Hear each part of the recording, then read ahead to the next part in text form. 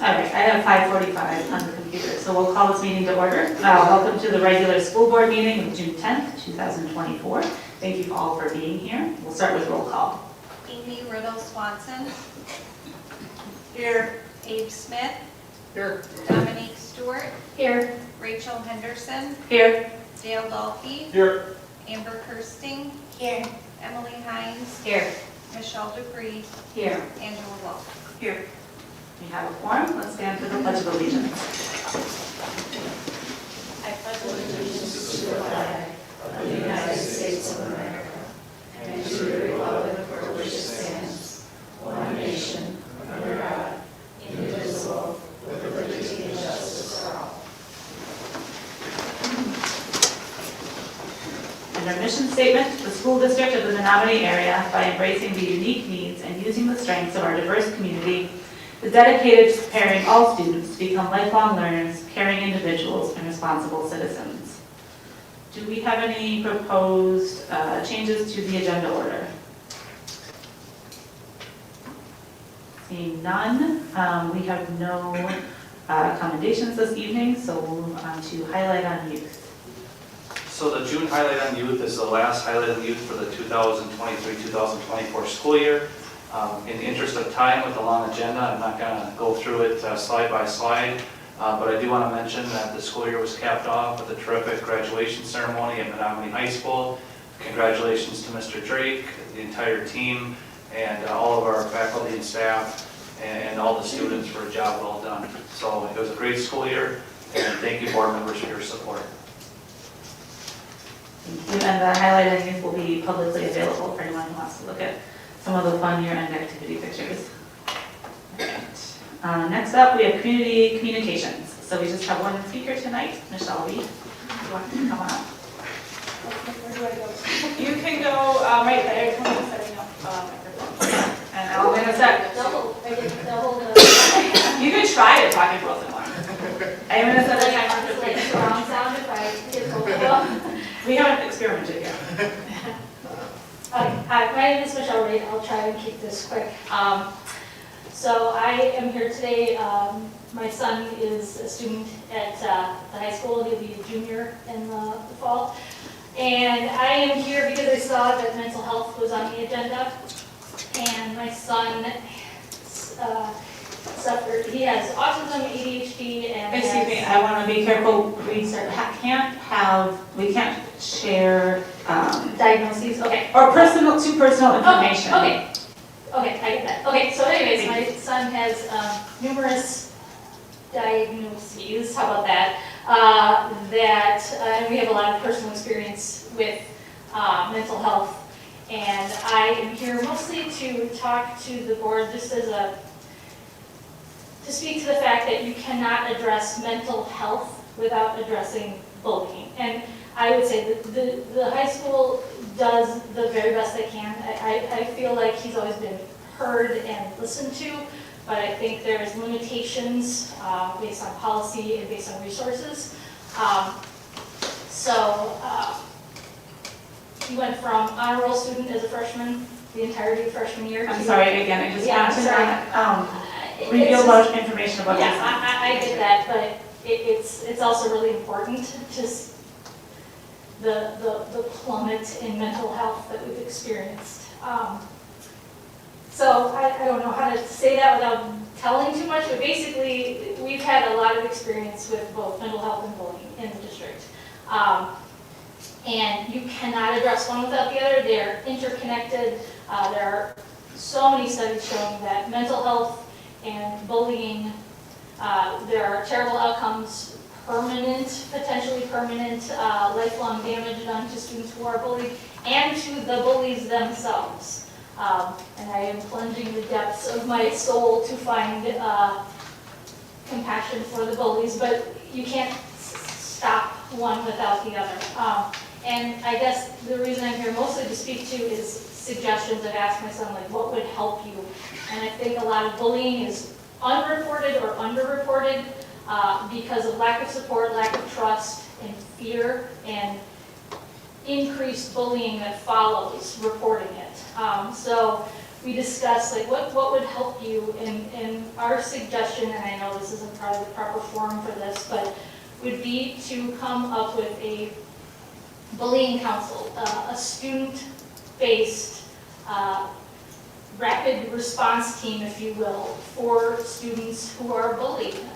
Because as it works right now, you report the bullying, there is a protocol in place because there are minors involved where the student who is bullied doesn't know exactly what happens, you know, and there's no follow-up with the student who is bullied. So it's like you report it and that's the end of it. But those kids need support because at that point, oftentimes the bullying gets worse, and which is what we've experienced.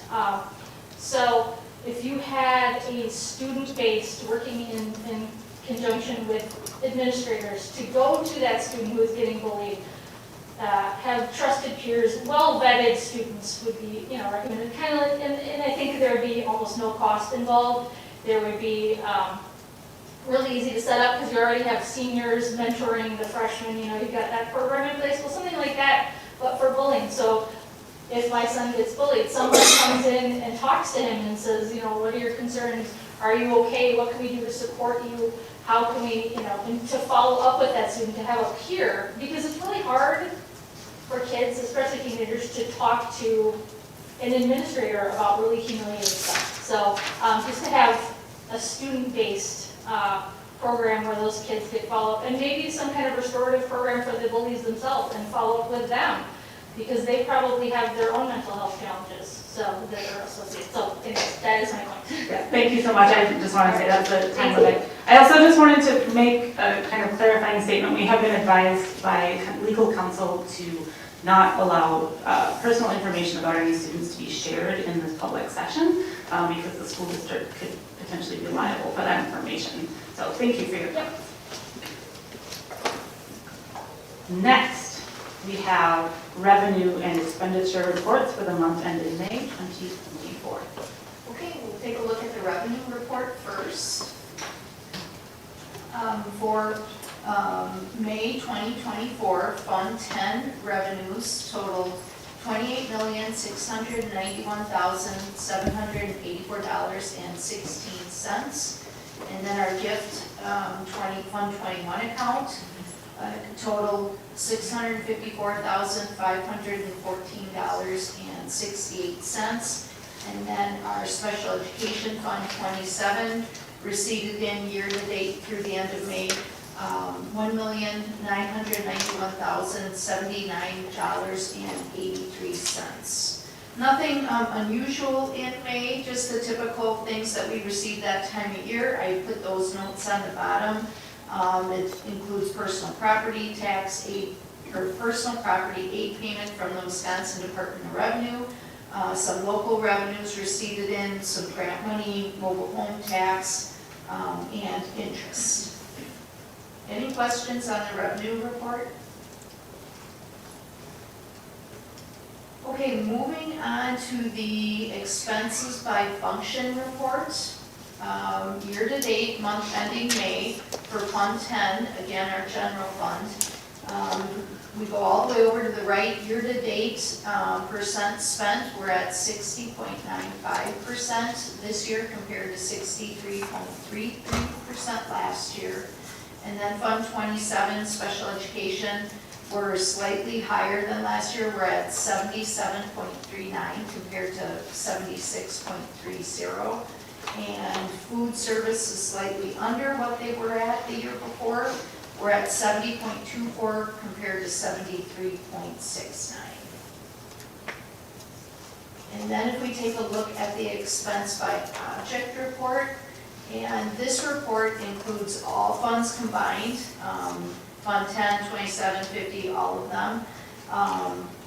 So this year to date, we're at 64.45% as compared to 65.63% last year at the same time. So very similar, slightly less, which could be one-time payments of bills and such.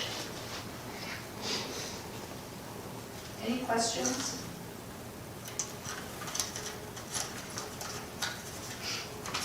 Right, thank you, Leah.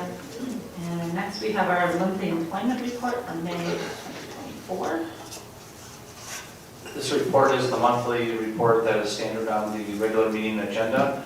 Unless there's any questions, this is for your information. Any questions or comments on the monthly employment report? All right.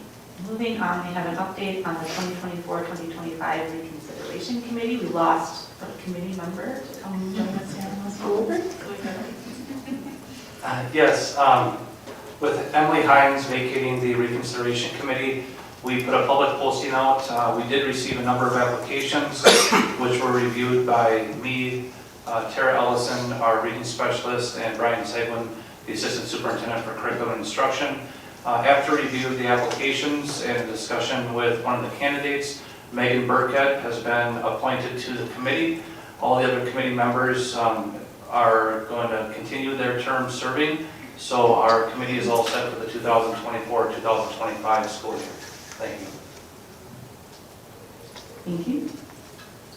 All right, moving on to the consent agenda. I'll entertain a motion to approve the consent agenda. So moved. Second, Amber. Motion by Abe, second by Amber. On the consent agenda tonight, we have minutes from the regular board meeting of May 13th, 2024, financial reports, general fund checks in the amount of $2,471,080.63, and cash receipts in the amount of $187,987.15. And no donations exceeding $1,000 for the month of May. We also have the student and parent handbooks for the elementary school, middle school, high school, and virtual levels. These handbooks were considered at our last meeting. There's some minor changes, mostly related to updating dates. Any discussion on the consent agenda? Rachel, can we clarify who the motions were made by, please? Oh, I'm sorry, it was a motion by Abe and second by Amber. Thank you. Right. Okay, any discussion on the consent agenda? Seeing none, let's vote.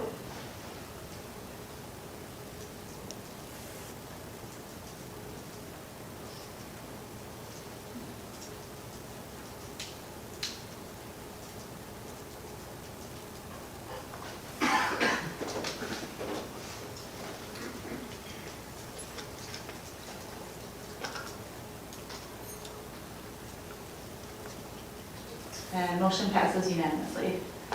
Next, we have the personnel consent agenda. I'll entertain a motion to approve personnel consent agenda. Hines move. Dupree second. Okay. Motion by Emily, second by Michelle. And we have a couple of resignations and a bunch of hires that we get to look at tonight. Any questions or discussion on the personnel consent agenda? Seeing none, let's vote.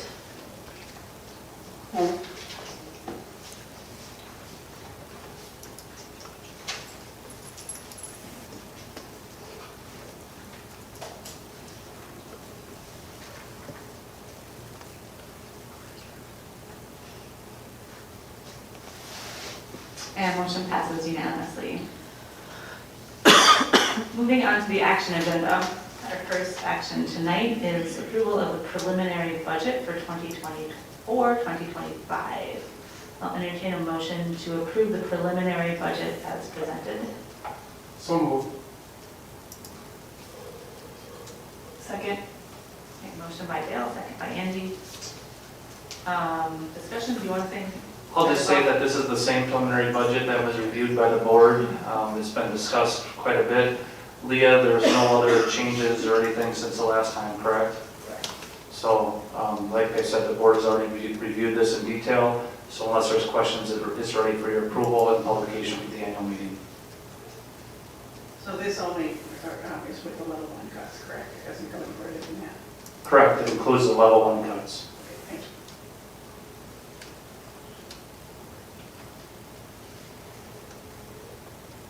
Does anyone have questions or discussion regarding the preliminary budget? If not, then we can vote.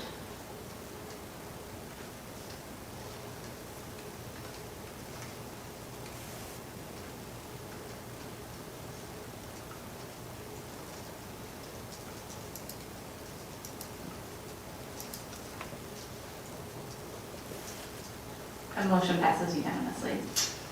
Next up, we have changes to the employee handbook for 2024-2025. I'll entertain a motion.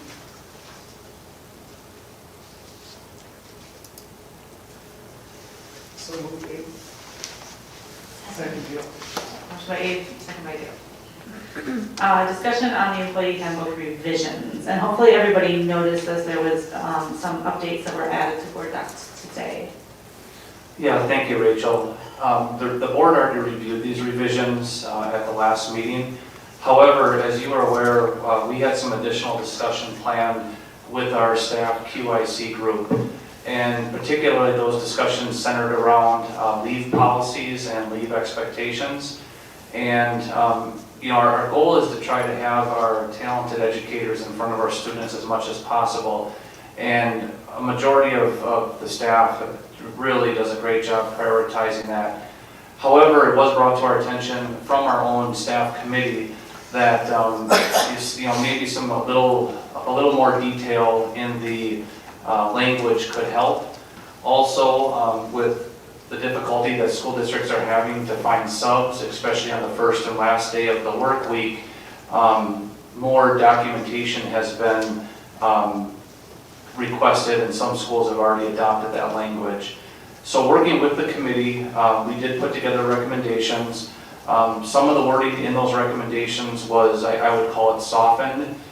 This is not to try to necessarily make major changes to practice or take benefits away or anything like that, but it's simply trying to have some expectations for when people need to be gone. So you can see there that the handbook has already had the ability for the district to request verification from a licensed medical provider or dental provider for appointments or days that are missed. We typically do not need to do that other than some pretty rare and significant situations. However, as we have reviewed attendance reports and tried to have expectations that are fair and consistent, we felt it was best to wait until the handbook for next year get reviewed, which is what we're doing right now. And then we try to have some expectations that balance the needs of our employees with being fair and consistent and increasing accountability for being at work. So that's really the major change from the last time the board reviewed this. And at this point, be happy to answer any questions, and I'm sure Samantha White, the HR director, can as well. So first, just a minor kind of editorial point on 305 communications. There was a comment sent this afternoon by a committee member who pointed out that the phrase, if the concern is with the district administrator or if there is not a satisfactory response at the district level, the concern may be directed to the school board president. And that recommendation, which I think is valid, was to emphasize the direction to the school board president is for the purpose of bringing it to the school board as a whole. If that's your understanding of that intent. I would say sometimes.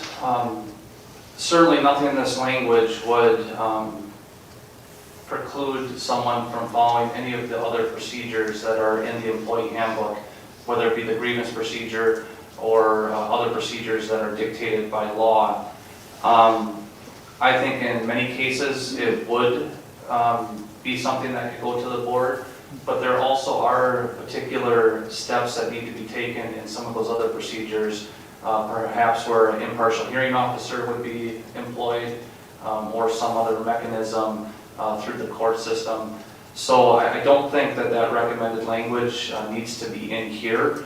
But the point is that if someone doesn't feel like their concern has been rectified at the district level, it's not a dead end. It goes to the board president, and then the next step, whatever that may be, whether it be a hearing with the board or whether it be through a different system, would be employed.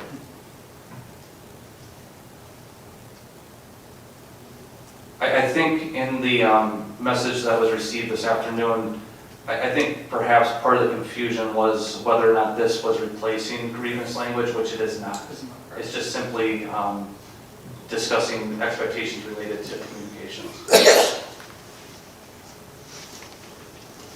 And I also want to clarify some of the issues. I think this is one of the concerns that was raised among some of the staff about changing the language from the first date of employment to the first month following the employee start date in several different sections.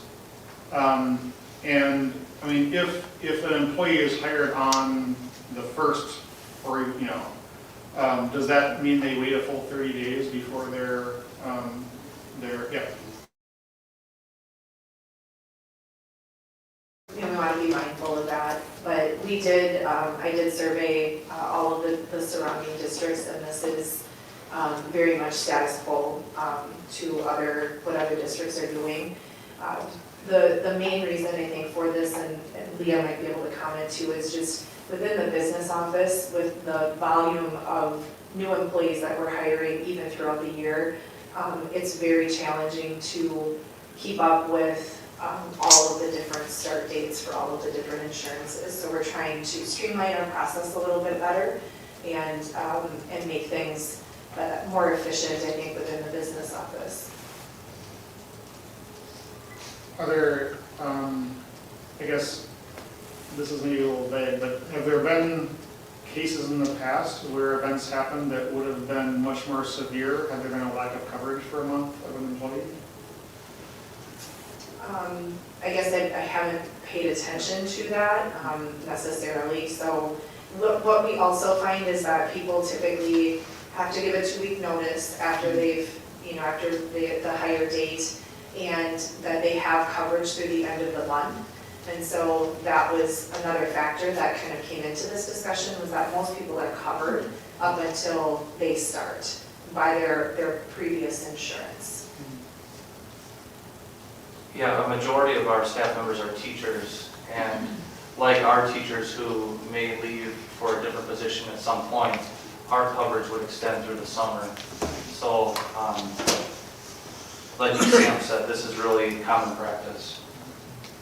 Except for first-year teachers, they probably don't have any insurance because they're coming right out of college. Right, they're probably in their parents until they're 26, most of them. But keep in mind also that they don't technically start with us until August. And so by that point, they've got that short amount of time before they start, their insurance would kick in on September 1st.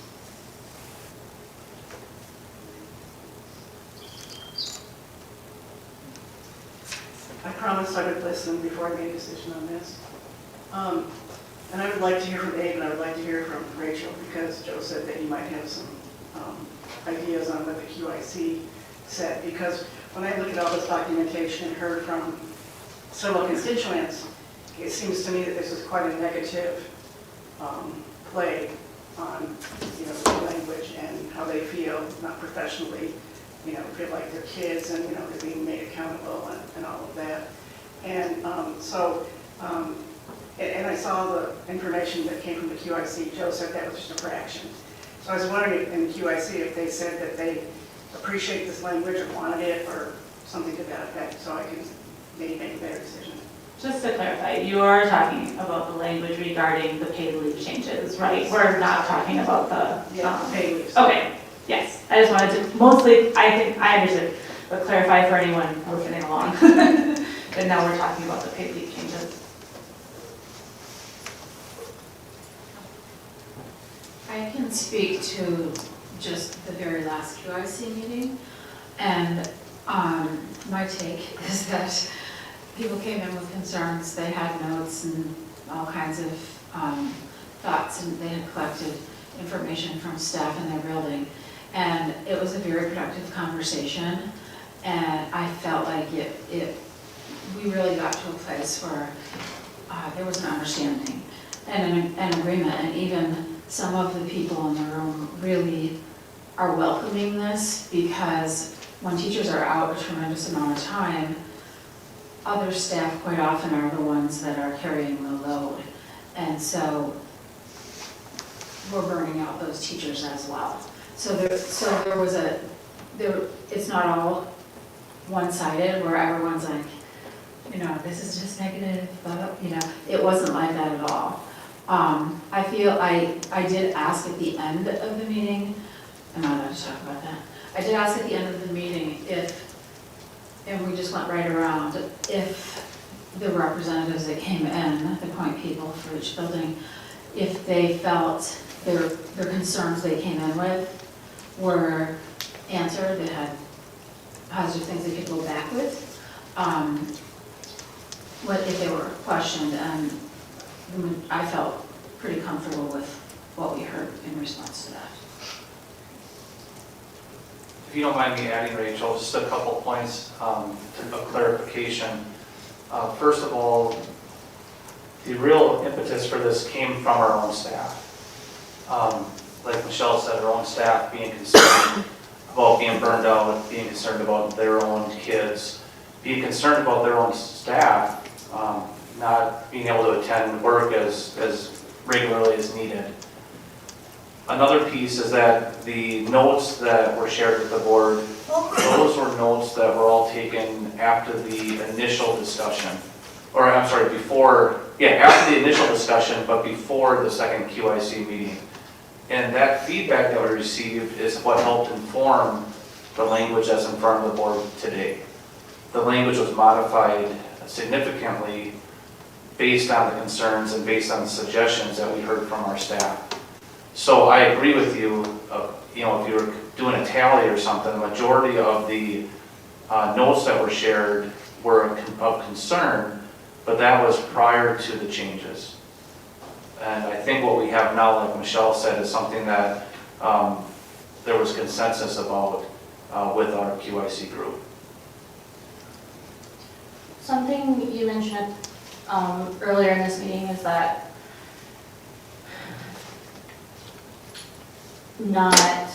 it's not everyone abusing this, that there's a smaller group of people, maybe who have like a lot of absenteeism, and in the board docs, like labeling it like it's time theft.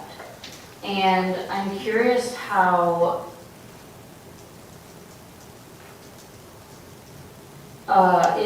if people are abusing their time in the system, I'm curious how this language that could be off-putting to a lot of people for kind of no reason, if they're not the ones abusing it, like what, I'm just not sure that this actually is gonna fix the issue. I think that's a really good point, and maybe Sam would want to share a little bit. And I don't think it's helpful to get too much into the weeds in terms of stats, and we have a great staff. So, but by saying that, I also don't want to make it seem like there isn't an issue.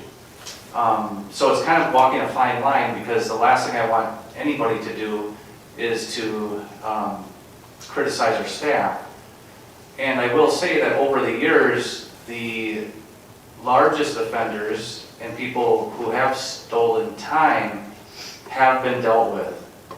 However, in looking at the stats, in talking with the QIC group, in talking with the building principals, the volume of people missing more time than what is really feasible for our organization with 172 student days and what we're trying to get done, there needs to be a greater emphasis on fixing this.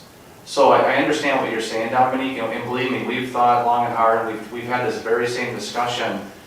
However, based on what we're seeing in trends and based on what we're seeing, we do need to call greater attention to this. Now, there will be a number of staff members who this is not even going to impact at all.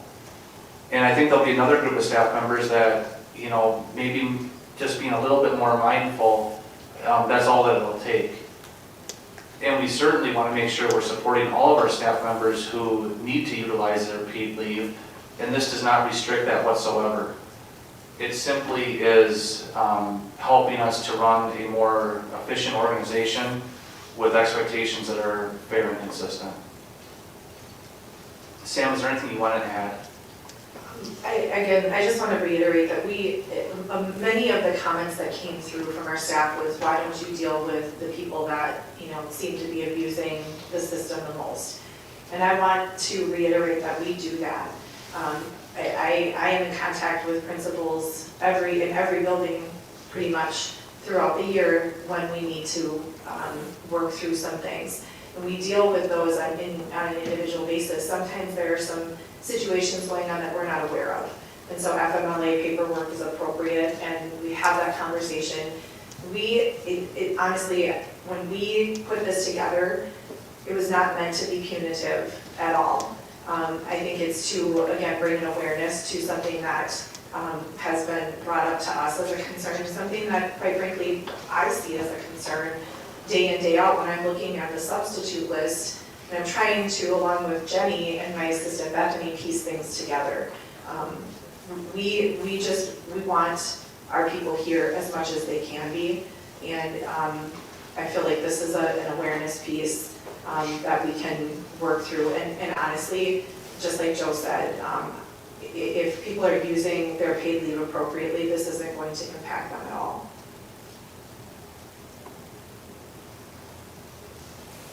So some time ago, Amy asked about my view since I'm on QIC. Unfortunately, very unfortunately, I missed the last QIC meeting, so there, we have Michelle's discussion, but I was not able to attend that one. So, however, I did have, I was privy to a lot of discussion among concerning people who reached out, and I think, to me, I think that all of these policy changes are reasonable and they all make sense, but I also see why it can feel either, I don't know, if it's punitive or maybe, somewhat, but, well, it was taken very harshly, let's say, right, for whatever reason.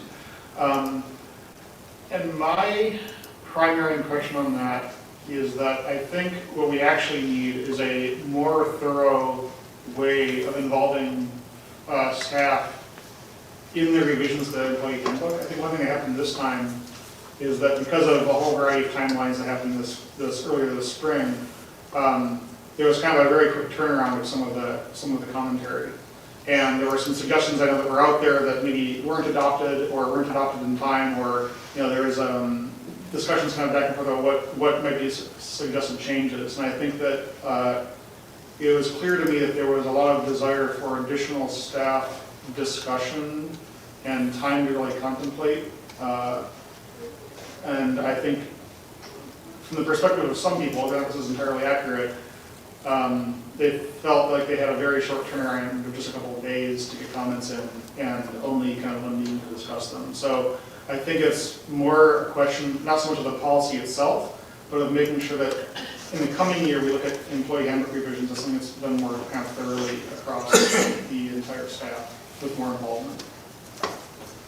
Yeah, I can agree with that. I think the more involvement is really key. I think that what they just said about kind of like the response that, well, I'll also just say that I was at the meeting that Michelle was at, and when I think about the biggest concerns and the discussion that came out of this meeting, I do think a lot of the changes that we're looking at today address those kind of in a specific way, and I think that will help this policy be successful. But I think that at the same time, the kind of question of how do we make sure that all of our staff feel not punished, and when they're not supposed to be punished, right? We know this isn't actually meant to like literally punish anybody, right? We're trying to create a system that supports all of our staff, and how do we make sure that these changes feel like there's something that staff are a part of? And I think the question of what are ways for more of that buy-in and engagement in the handbook changes in the future is that's a really good idea. I guess one thing on the timeline I'd like to share is that this issue has been discussed by the QIC group for, Sam, a couple of years. And a number of options have been talked about over that time. All staff members were sent the original language on May 14th. And then we had a QIC meeting scheduled after that. So yes, there was a fairly short turnaround between the initial language and the QIC meeting, but then there's been weeks since then as well where additional discussion and additional feedback has been received. So I actually think it's been pretty good in terms of providing opportunity for people to share their thoughts and to provide suggestions, which we have been very receptive to. I don't know that it could have been a whole lot better. there's a number of districts that, they have an issue like this and, they'll issue an administrative memo or set an administrative rule and make a change on the fly. We purposefully waited till the end of the school year and wanted to bring this discussion forward with plenty of time for people to understand, for plans for implementation to be made, where this doesn't even go into effect until next August. So we've really tried to be mindful of the time period. Not to say that we can't always look for ways to have more collaboration and more discussion on these items. I think some of the people you may have heard from probably wouldn't be happy if there was tenfold more opportunity. To piggyback on what Dave said about staff and the turnaround time and all of that, my recommendation would be to table it just so we get more information, maybe from not only that group of people, but also look at other policies. I did look at Hudson's policy because Joe had mentioned that their policy said that they wanted to avoid Monday and Friday, but it wasn't in their policy. But then Joe wrote back and told me that the superintendent probably sent out a memo, which is why he wants the language to be in here and not a memo, so that it's consistent. I understand that piece very well. But they also had some really good things. One of them was, and Joe already told me this would be cost prohibitive, but they had a place where they were able to get 110 days, and after 110 days of vacation leave, they could get paid $20 per day. Now, that's not very much, but it is an incentive. And I just wonder why we can't have an incentive, because it does to me look like a punishment. And then also there was a statement in the policy for Hudson that said something about how if they suspect somebody's using it, they will go to that individual and they will talk to them, and then they will require that they have documentation. If they come up with documentation, fine. If they don't, then they don't get paid for that day of leave. So it seems to me like we could soften it a bit. And I mean, if you treat professionals like professionals, they're going to be professional. Very often I've seen things like this happen and it backfires. So that's my take. Also, one more thing. Joe mentioned in our email string that administrators would be also privy to this as well, even though they're not in front of a classroom. Is that correct? It'd be for all school district employees. Okay, thank you. And just to follow up on Amy's comments about Hudson, and Hudson's one of the districts, we share information with, and we're not Hudson, and we don't, we're not asking to be Hudson, but, I will say that they do provide $20 per day beyond, for any days of sick leave that are beyond the maximum accrual. We could do that, and I certainly would love that. There's a number of us who really don't take any sick days, or if we do, it's like one of our teachers who retired after 36 years and took one sick day. That would be great. But just so you understand the cost of that, with the number of days of paid leave that we give each year, and then, each year with a staff our size, you're probably talking tens of thousands of dollars. Again, I would love it, but it could end up costing us, an employee, in terms of paying for it. It's a zero-sum game. The other piece of that is that Hudson's had that language for quite some time, and they're still having issues like we are. I don't think it's going to fix the problem.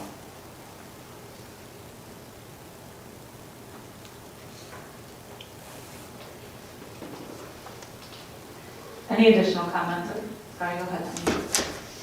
I'm just going to say, it kind of piggybacks to what the mom that shared her comments earlier.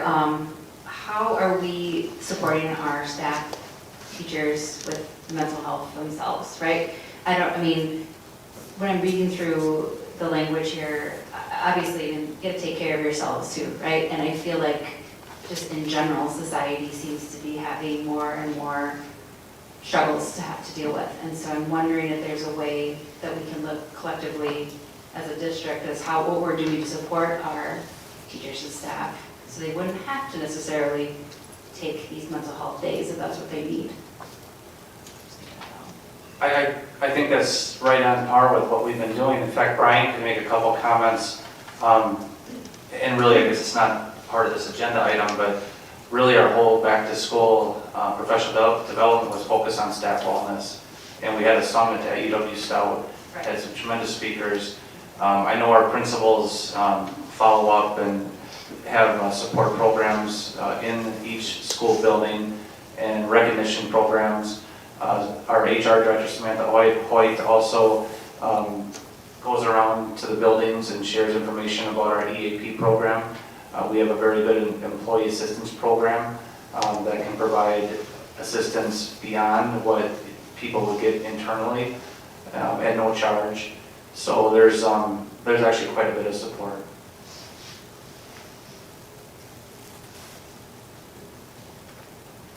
I had this question earlier, and then I think it actually came up in the comments we received this afternoon, but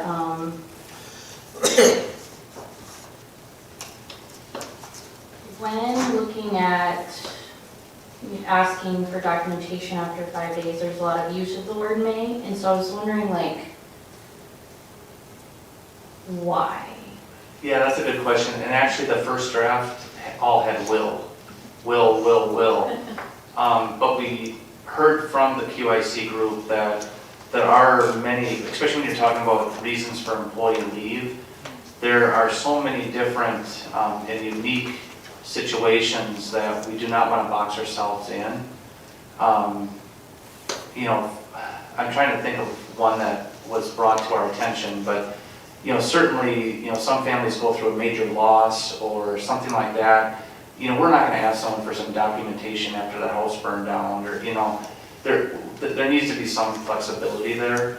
And I think that language provides that flexibility. It's to soften the language, Dominique. I'm going to be the devil's advocate on that. If you have a may, I can see one principal in one school allowing a teacher to, you know, say, oh, no problem, you know, you can have that Friday appointment, you know, that's fine. And then another principal in another school, or maybe that same principal and another employee said, no, you can't. And then that's going to cause more angst, because they're going to say, well, you let so-and-so, and you let so-and-so, but you didn't let me, you know what I mean? I can see that opening a big can of worms. Yeah, when you have may compared to will, it does not increase consistency. But to your point, Amy, there is no restriction on having an appointment on Mondays or Fridays with this language. All it is saying is that if you need to make an appointment on Mondays or Fridays, you need to provide documentation. That's all it says. We're not restricting those days for appointments. And also from your supervisor, permission from your supervisor. Well, you need permission from your supervisor to miss work for any time. Well, yeah, I understand that, but usually when it's a sick day, they can get by with it. I mean, that's a terrible way to say it, but if they have, you know, if they're taking a sick day, you know, they call and say they're sick or their child is sick.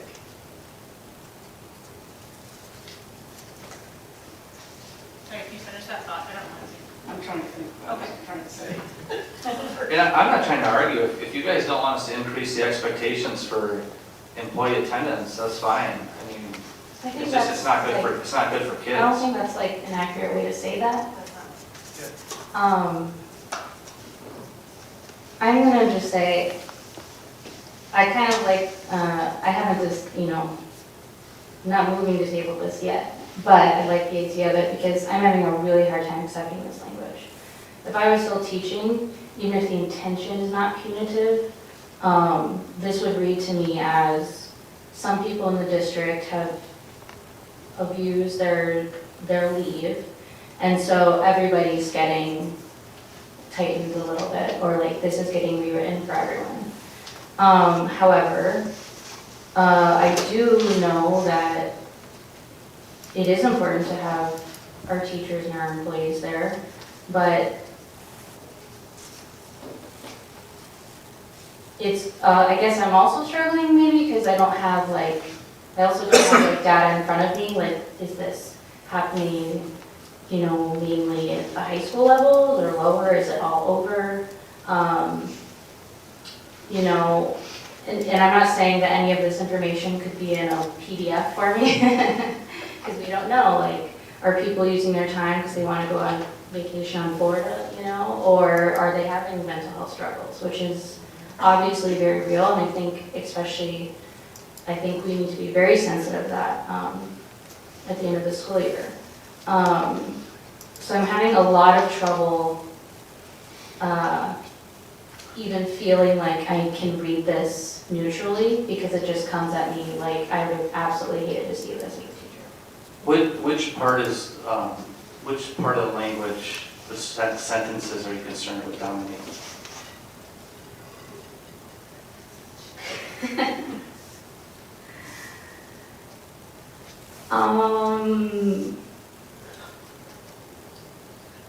A lot of it. No, but seriously, I mean, what part of it is a problem? I think that asking professionals for documentation for time off, like I have a hard time with that. I just do. And maybe it's because I'm the type of person who like doesn't need to be like micromanaged like that. But like, to me, that's what it feels like. And I'm just not sure if adding this language where people may also, employees may also feel that way, even if it doesn't actually restrict the way they work, if it's still gonna solve this issue. I'm just kind of struggling with that a little bit. So, just so everyone understands, so what this is saying is that if someone has been absent more than 5 times in a school year,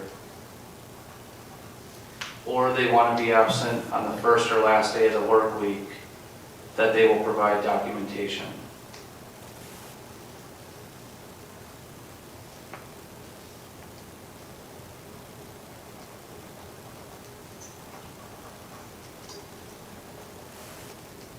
That wasn't a question, right? No, I was just stating what the language says. Because if you're following along and you don't have it in front of you, it sounds very concerning. I know a lot of teachers that haven't missed 5 times in a career, much less a year. And again, it wouldn't restrict people from missing more than 5 times. It simply would tell them that they need to submit documentation. Can I just clarify, if, I'm struggling with a lot of this too, just figuring out. Yeah. If during those 5 times, they do provide documentation, and it's maybe not, it's, one of the things was like, okay, your kid was sent home sick from school. And that is a thing that you could say, yep, happened.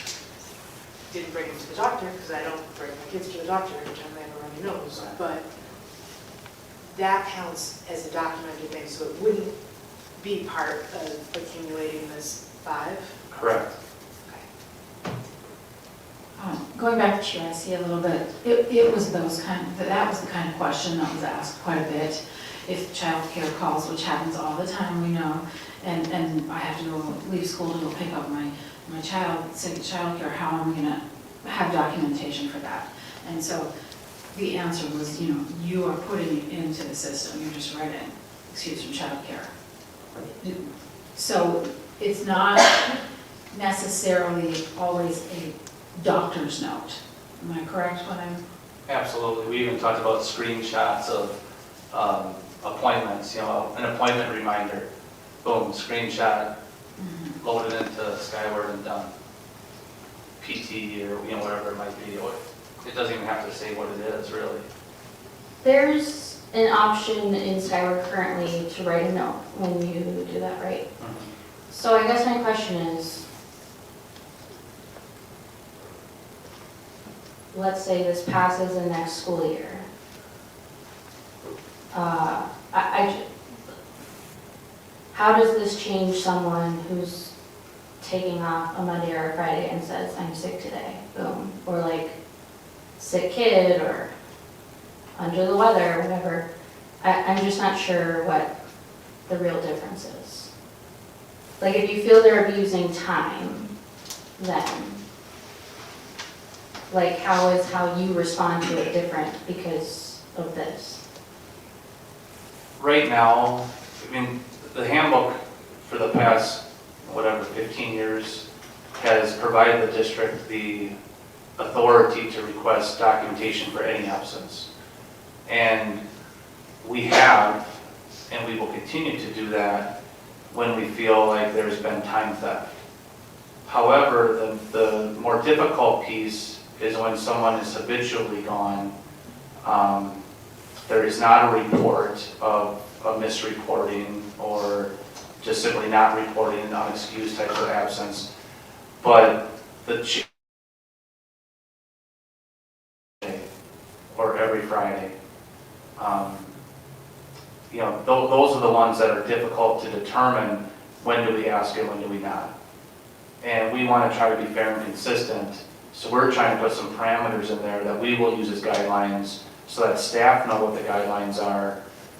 Because frankly, I think this is better than the current language we have, because the current language basically says anytime, which we still could, but this is actually providing people with, I would think, a sense of security that, yeah, I'm a regular attendee, I hardly miss any work, I called in sick, I wouldn't expect to be questioned on an employee verification or an absence verification. Because we're saying, we do trust you. We realize some people need to be gone sometimes, but after a certain number of times undocumented, then we are going to ask. And asking doesn't mean that someone's in trouble. It just simply means that we want you to share documentation of why you were gone.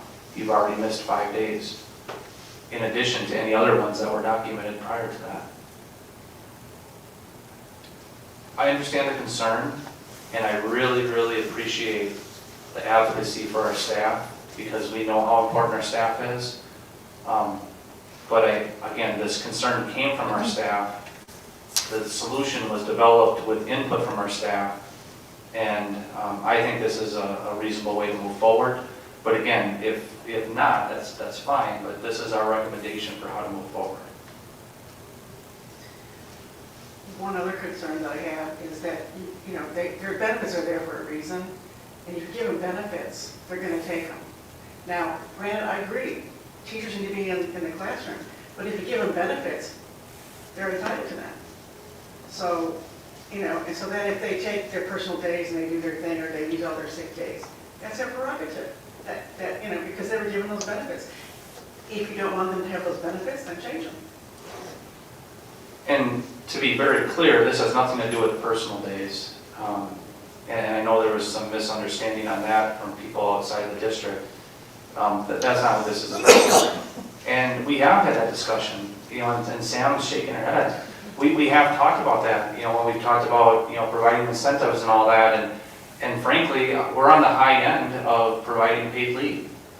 And I think our employees need that paid leave. And I really appreciate that we do have a good amount of paid leave, because when people have family emergencies, we have a lot of teachers and staff members in our district who are parents, who are caregivers.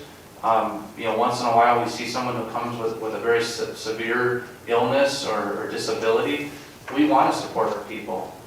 But that is another way to handle this, Amy. We could cut way back on the amount of paid leave, and the board could decide to do that. I do not recommend that. I recommend trying to have a little more accountability for the paid leave that we have, but that would be another way to deal with it. Can I just jump in on that real quickly? That is one of the selling points of our district when we talk about the number of days of paid leave that people get here versus other districts. And so it is beneficial. We talk about it as paid leave, and there has to be a reason for why you're using it. It's not just paid time off. It's not just vacation. The other thing that has come up in QIC is that I think a lot of our staff members appreciate the fact that they can accumulate those days more quickly. So when you do have a baby or you have to be out on FMLA, that you have that time. And that is completely reasonable. That is not even part of this. But I would say that, in my opinion, if somebody is given 15 days of paid leave every year and they're gone 15 days every year, they burn through it every year, that to me is a problem. They may be entitled to it based on somebody's definition of a benefit, but that to me is not responsible. And Sam's right, we get 15 paid days a year. And it is not at all meant to be vacation. And the handbook's pretty clear on what it's supposed to be used for. But some people abuse that, there's no doubt. And some districts have tried changing their leave policies, and they've experimented with making all leave just simply paid time off. Not at 15 days, I think it's usually around 5, but even with that, it's been a disaster. And I don't know if you all have talked to board members in some of these districts that have gone to a paid time off leave policy. I've been told, never do it. I'm not suggesting that they're going to take vacation, that's not the point, and the point is if that's what they're doing, then that's the individuals you need to talk to. When I think of 15 days, I think of a sick child, a grief, a death, surgery, cancer, a baby, all of those things. All those things you said will not be impacted by this language. Because all that someone has to do is put a note into Skyward and say, death in the family. We're not going to ask for a death certificate. I mean, all those things you just mentioned, Amy, have no impact on this. So, Caleb, would you want to get this? You know, I think the rewritten policy is just good. One thing that I was concerned about is when the professionalism of our staff was questioned. If they're professionals, maybe they don't need to have this kind of language. But on the other hand, if they're being professional, then this language won't affect them in any way. And so it's kind of a two-way street here, you know. I don't want it to invoke on their professionalism, and I don't think it does.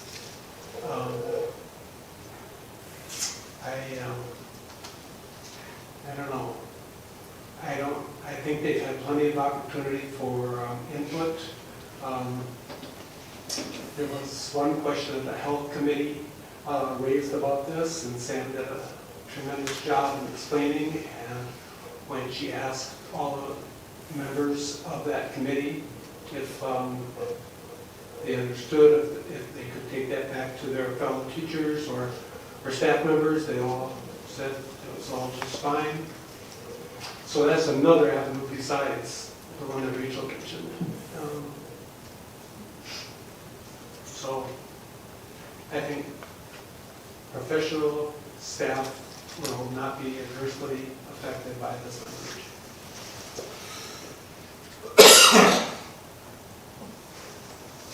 I have 2 more questions. I think they're the last ones. Do you feel like staff who are burning through all 15 days of the year, it is often that those 15 days fall on Mondays or Fridays?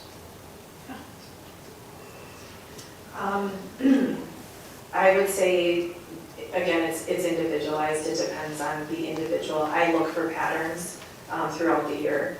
And again, that is something that I will have a conversation with someone about.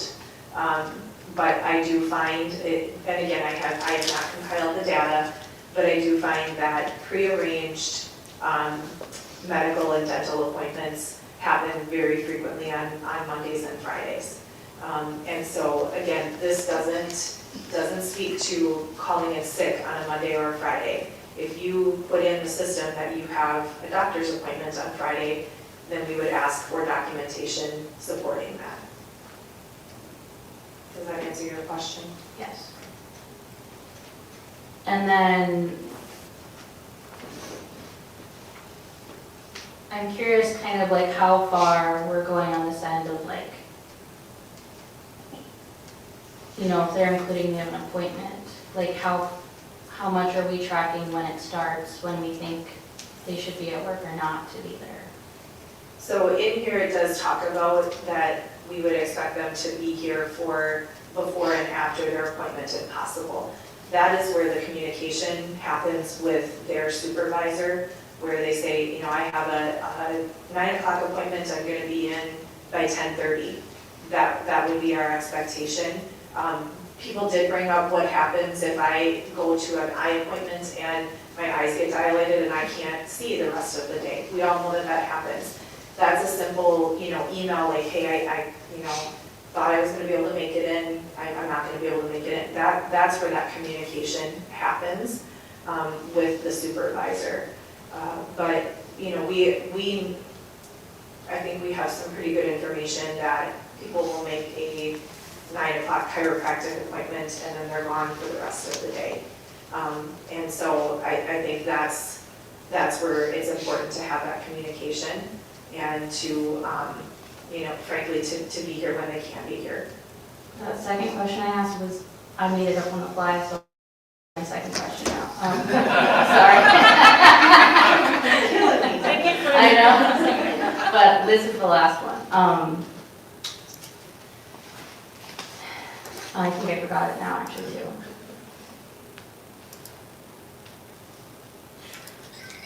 I always think. Oh, sorry. Go ahead.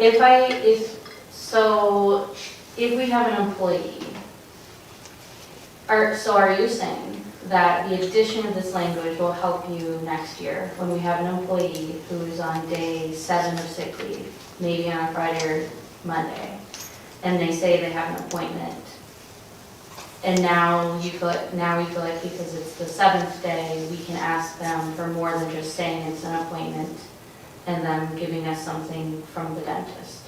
Like, this will help you follow up, like call people out more directly.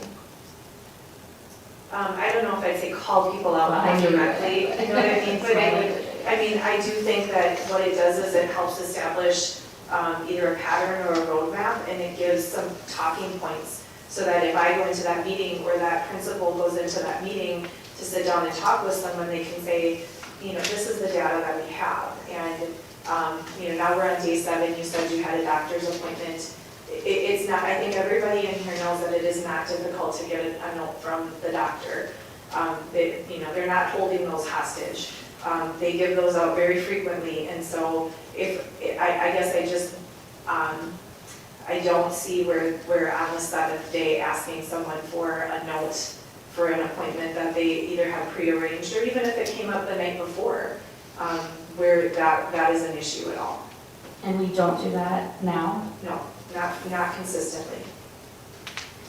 We could, and we do that with people who we're seeing those patterns with and who we sit down and have discussions with. Some people are put on what's called a last chance agreement, where they understand that any time that they are gone, they need to provide some sort of documentation. Those are pretty extreme cases, but it does happen. But in general, it's not something that we're doing consistently that based on my observations, that I think we should be. Thank you. Thank you.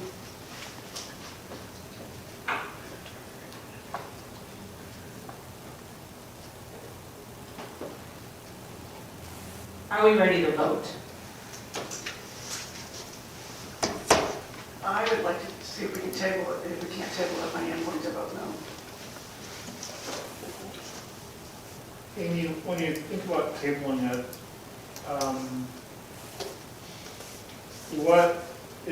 do you have a particular timeline and end goal in mind? In my mind, currently, I read this language as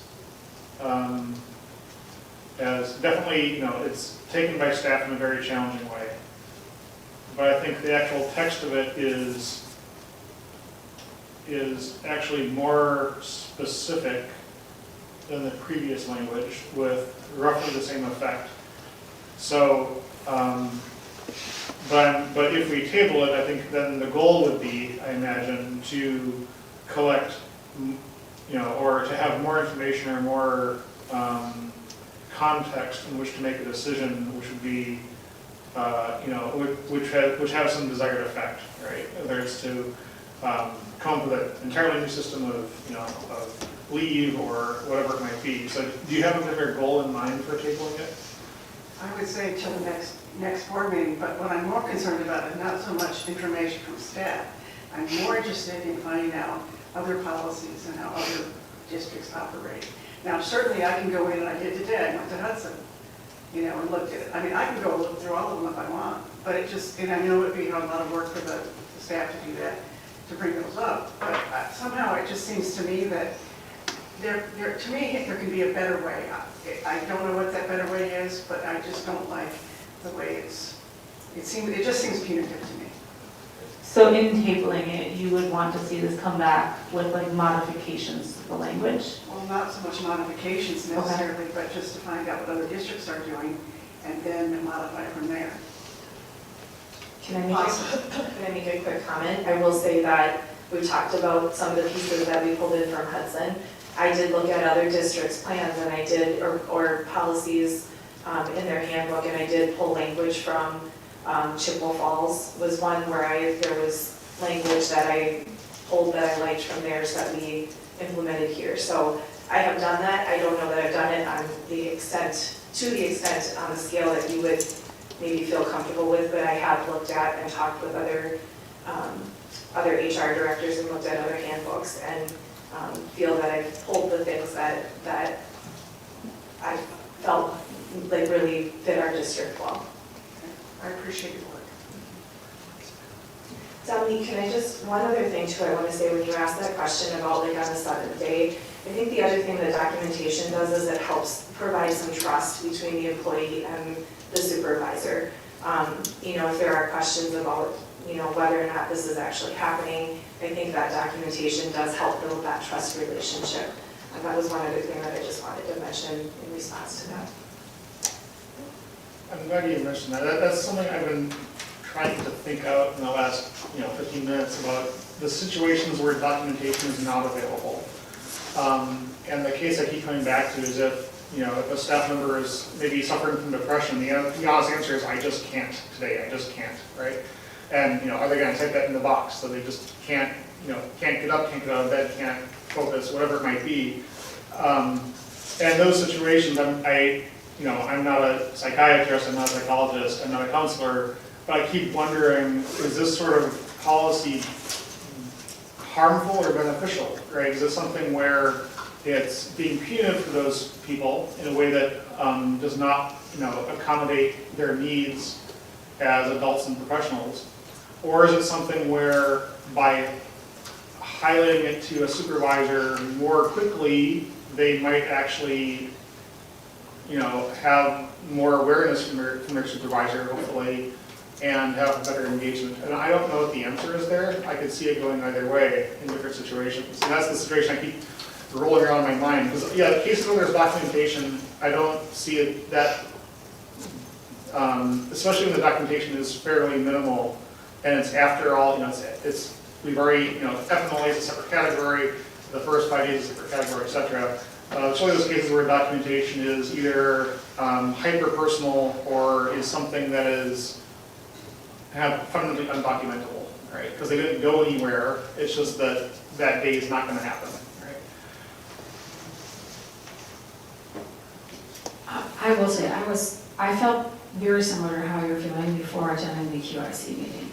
And after there was that discussion there, and educators that came in expressed what staff around them were saying and what their concerns were.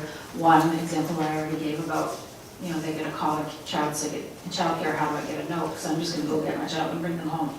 I'm not going to go to the doctors. And that you just can get on the computer and type in, sent home from childcare. Documentation sounds so much, I guess what I'm trying to say is how we present this, how this is presented to staff so that they really understand this with clarity and that it's not really what a lot of people are thinking that it is. It's not as big brother as it sounds like it is. That I felt a lot more comfortable at the end of QIC hearing their questions and then having the conversations and being able to, so I could just type it in there myself, yes. So the majority of people are not going to feel this. I will say when I used to go in and put in for a sub, every single time I did, I always stuck in that box, Dr. Chambers. I always put something in there because I wanted to know for myself. Now, I know teachers don't have to do that, staff don't have to do that, but I always wanted to be able to go back into myself and know why I was out that day. And there were times where I was very thankful I did that, because I did need to go back and know. So you're already in there, putting it into the system, so it's writing 3 words. It doesn't need to feel punitive, I guess. I did that for myself. My boss didn't ask me to do that. So, presentation, I think, is going to be huge here. And clarifying all the questions on a larger scale, like we did with QIC. The big challenge, I think, is something that Sam mentioned a while ago in kind of a slightly different language, which is that what we're trying to do is have a policy that encourages good communication between staff and their supervisor and their teammates. And it's virtually impossible to write a policy that says, communicate as promptly as possible and professionally and, with all contingencies considered. We actually, even for a very generous PTO policy, there's still, other organizations, there's still going to be some sort of back and forth about when PTO is acceptable. No, you can't take PTO that because of a big presentation, et cetera, right? So, these policies are always extremely subtle, and sorry to talk about for so long.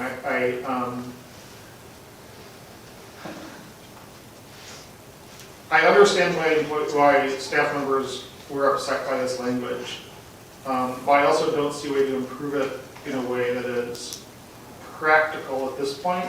But I would like to see, again, like I said a while ago, a kind of a broader take on how we do kind of employee discussions beyond QIC. I think QIC is a fantastic group, but it's also, it is a quarterly meeting of less than a dozen people, so it's not the most expansive way of getting information.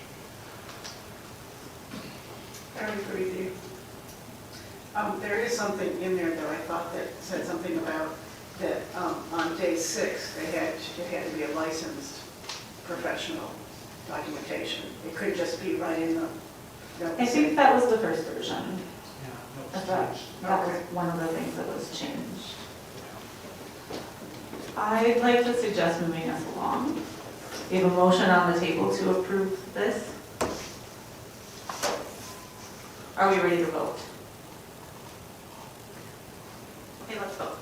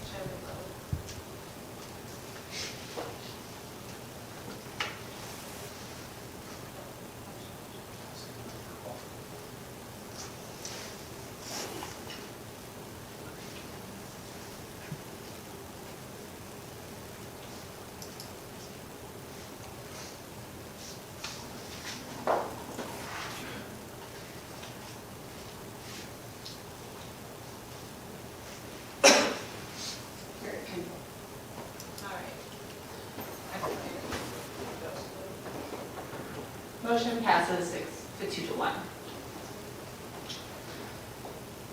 Next on the agenda, on our discussion agenda, we have a report from the Boys and Girls Club. Thank you so much for being here tonight. Yeah, thank you so much for having us. Go ahead. Thank you so much for having us. I'm Cheyenne, I'm the center director that oversees both of the sites here in Menomonie. My name is Ashley, I'm the assistant center director of the Menomonie Middle School site. Yeah, and the reason we have the report for you guys that we shared earlier through Joe, the local evaluation, is part of our compliance for the 21st Century Grant. That grant helps fund our ability to get a middle school that we opened in 2022. We just wanted to share a few of the highlights that we had from our report that we learned through doing the process. The first one is that 100% of our active members ended the school year this year with no missing assignments and an improvement in all of their grades, which is a really huge accomplishment for our kiddos. The second one is that we have over 20 partners within the community, and we're still looking to expand. One of our largest partnerships is actually you guys as the school district. So we're very thankful for that opportunity. We had a decrease in behaviors both in school and in our club for the members who were attending. And then we run 40 hands-on activity programs through the school year and summer for all of our members that get to attend. Anything you want to add to that? Cool. Any questions for us? Who are some of your other partners, or like when you talk about expanding partners, what are the types of organizations you're talking about? Yeah, so we have some different partnerships with school districts like UW Stout, River Falls, and things like that. But we also have local partnerships, so we have UW Extension who comes in and supports us in doing Healthy Habits, one of our programs where our kids are actually taking over the middle school's community garden. They're doing all the planting and getting to grow the foods that they'll actually eat this summer with us then. Some other partnerships that we have, we partner with Bridge to Hope, and so the employees there come in, they volunteer with us, and they do a Smart Moves curriculum, which is another one of our programs, and it just teaches kids about emotional regulation and pretty much just how to identify and handle their emotions. Other questions for us? So you're just talking about the middle school, right, not the elementary? Yeah, I oversee both programs, but this grant specifically is for the middle school, not the elementary program. Thank you.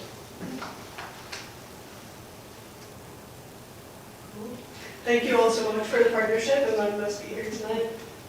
Thank you so much for being here. Thank you. We really appreciate everything you do.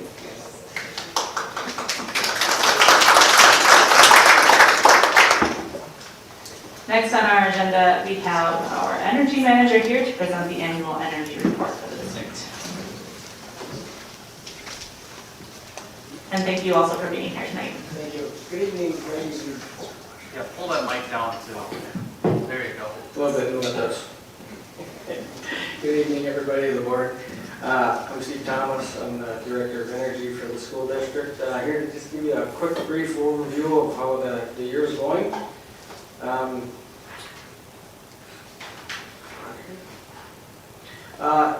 On the first graphs that we see, it's a district energy consumption for the whole district. As we can see, the average, we're well below our average, and to be honest with you, I'm excited to say that we're on a nice track this year to stay below that and below years prior. So depending on weather and everything else, we're looking to have a pretty good year. And just add in real quick that goes right along with the entire district staff letting me know when stuff is wrong. It helps us diagnose it twice as fast. We can take care of it quicker and keep this moving. Along with that is our district gas. We're well below. We've done some changes. That again goes right along with communication by staff. Stuff running, not running, taking too long to heat up. Just good communication to start, and it's been pretty fun. The next few graphs I have here is just a breakdown of each individual school through the year. Some you'll see a little bit higher equipment, temperatures, whatnot. Overall, all schools are doing very well. And then I'd like to touch just a little bit on our middle school. Our middle school solar is running very well, and it's very exciting to watch. And it's even more exciting when I get to go to middle school and I see a bunch of kids hanging around the monitor. Actually, in the comments, which on one of our next graphs, you'll see what our students get to see and react to. So down below, the tall red peaks here. This is max usage. Steve, are you on page 7 now? The screenshot of the TV screen? Actually, I'm so sorry. I am actually one back real quick. Great. To explain the graph on the Great. solar. Thank you. Yes. The red spikes on this graph are the usage. The green and white are what our solar panels are putting out. We have 100 kilowatt solar panels, and as you can see, it's hard to see on the graphs, and if anybody would like, I can share a better graph with you. We are actually, when our sun is nice, we are close to that 100 kilowatt mark.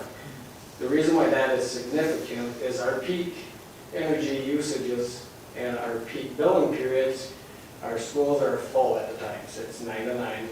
So along with these peaks, we are actually taking that hard peak off, and we are staying below a nice threshold.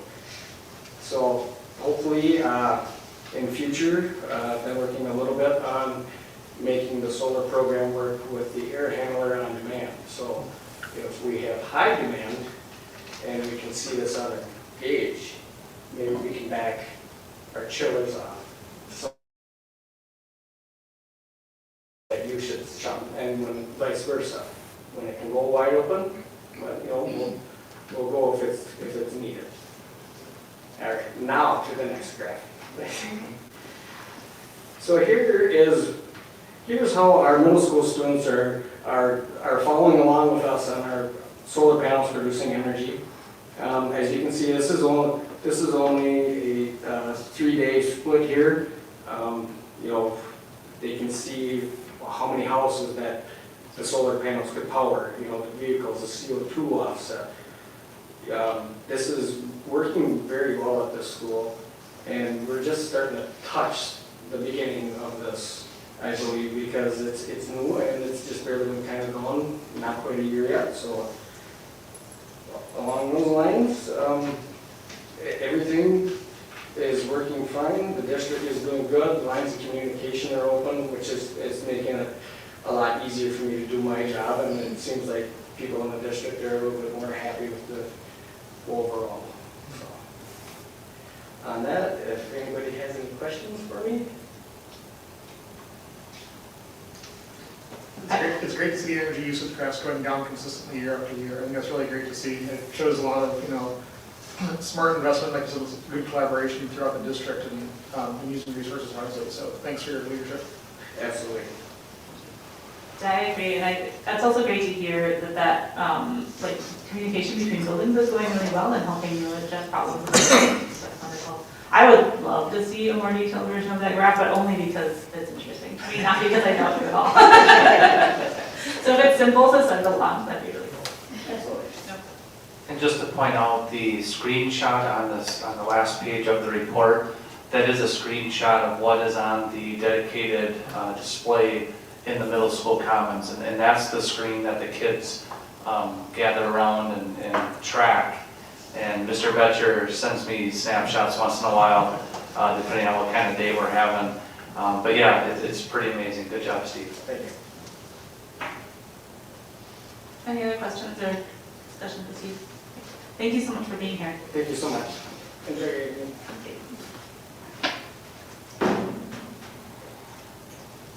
Next up, we have our school nutrition report, right? Stacey's here, thank you. Go ahead. Yeah, good evening. My name is Stacey Nelson. I'm the current director of Food and Nutrition Services. I just wanted to walk you through the information that I sent you.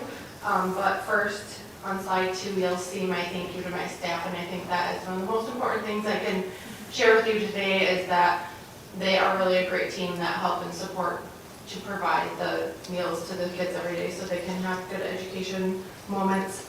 On slide 4, it's just a summary of the different programs that we operated. We were able to expand our fresh fruit and vegetable grant to Downsville this school year. So in addition to River Heights, that was a change of where we were offering that. On slide 5 and 6, you'll see our statistics of the meals served. The first tray is school year 23-24, and then the second tray is school year 22 to 23. So comparing those numbers, you will see that this school year we had an increase of 9.3% in breakfast and 8.9% in lunch. The student participation statistic is, if you were to look at how many students that were enrolled and were participating in the meals we serve every day, we would have seen an increase of 6% participation at breakfast and 5% at lunch. Stacy, I Yeah. just want to make sure I'm reading this right. So The school district served 259,489 breakfasts in the past year and 336,652 lunches. Yeah. Nice job. And then too, it's important to note the summer meal program, so that kind of has an overlap of our fiscal year because our fiscal year runs July through June. So for purpose of report, we decided to include just that actual summer chunk. So on the first tray, you'll see what happens to be last school summer sessions meals. And then the previous year's tray is actually what would be 2022 meal statistics. And our summer breakfast saw a 40.4% increase, while lunch saw a 44.2% increase. Part of the reason for such a large increase has part of the fact that in August we have our Jump Start, and we are able to provide free meals to all of the students because it still falls under our summer program. But we did also see increase in participation in June and July due to the summer programming as well. Slide number 7 is our PLE tool, which is the paid lunch equity tool. This is an annual requirement that every program that participates in the school lunch federal programs has to complete. It's used to determine that we're not charging less than it costs to make the meal, not using funds that are designated to the free and reduced price lunches towards paid meals, and to also ensure that we have the funding to support the nutritious meals to all students. It's important to note that we haven't resumed our pre-COVID meal pricing due to being exempt from the PLE annual requirements because of fiscal responsibility. We all know how inflation has impacted everyone and everything. So I unfortunately would like to recommend that we do need to do an increase to our meal prices for the next school year, being a 5-cent increase for both breakfast and lunch for paid students. This is going to help in closing the deficit gap that we have been operating under that will soon be catching up to us instead of a sudden price hike to all of the families. I would also like to recommend an adult meal cost increase of 10 cents per meal. Can I ask just a quick question? You said breakfast and lunch, but did you mean that? Sorry, no, Okay. I meant just lunch. We would still participate in the universal free breakfast. Okay, thank you. Yes. And then moving on to slide 8, I just want to share what our updated logo will be. And then just share that we are planning on implementing some new kitchen updates at MAP, the middle school, and Oaklawn as well. If you have been paying attention to the USDA news, there have been some updates to the child nutrition program, so I have those highlighted on slides 9 and 10. The reason for the updated program guidelines is there honestly hasn't been any updates to our program requirements as far as the nutrition side since the Healthy Hunger Free Kids Act was implemented in 2010. So the reason for the updates is to kind of help in improving what we do to better coincide with the dietary guidelines for Americans, which is updated every 5 years. So basically the main things that you'll see changing is that there is, for the first time, an implemented guideline of added sugars, specifically starting with our flavored milk, breakfast cereals, and yogurt. We already are trying to reduce that, so it hopefully will not be that difficult to implement. And then whole grains, they're still going to be offered at 80%, which gives room for implementing foods that just don't work as a whole grain. And then also continuing to decrease the sodium in foods. Slide 11 just kind of goes over what future aspirations I have for the department, being this is my first school year as the director. But I did want to share that the pictures on that slide are from what I would call a nutrition education programming overlap. So it was what was reported as her favorite day is being a lunch lady. River Heights has really done a fabulous job of including the nutrition program and making this plan come to action. So it was a day for a Hmong celebration. This is the second year that the nutrition department has offered the meal to coincide with this day. But they have a local author visit. This year they stepped it up and brought in traditional garments. And it's just really fun, and I would love to see more of that, because the learning doesn't stop in the lunchroom. And then my contact information, if you guys ever have any questions, I'm always here. This is like my favorite report of the year. Love to see it. Oh, thanks. Yeah, and I have to, as some of the kids in second grade River Heights, the Hmong Heritage Day with the kids make pho is beloved across the board. The kids absolutely love it. It's a great experience for kids who, maybe for lots of kids who kind of get in the same track of eating the same foods frequently. It really breaks them out of that in a way they really enjoy. It is exciting. And of course, the cross-cultural benefits are fantastic. So thanks to the River Heights PTO and everyone else who's involved in that. Yeah, a fun perspective to think of that too is that we do have a pretty high Hmong population, and so when I was explaining the why, if you think of it in other terms of, oh, I go to lunch every day and nothing feels like home, there's that one day that it maybe does. I just wanted to say I really appreciate the thought you put into the pricing recommendations. I realize it probably feels terrible to ever recommend an increase.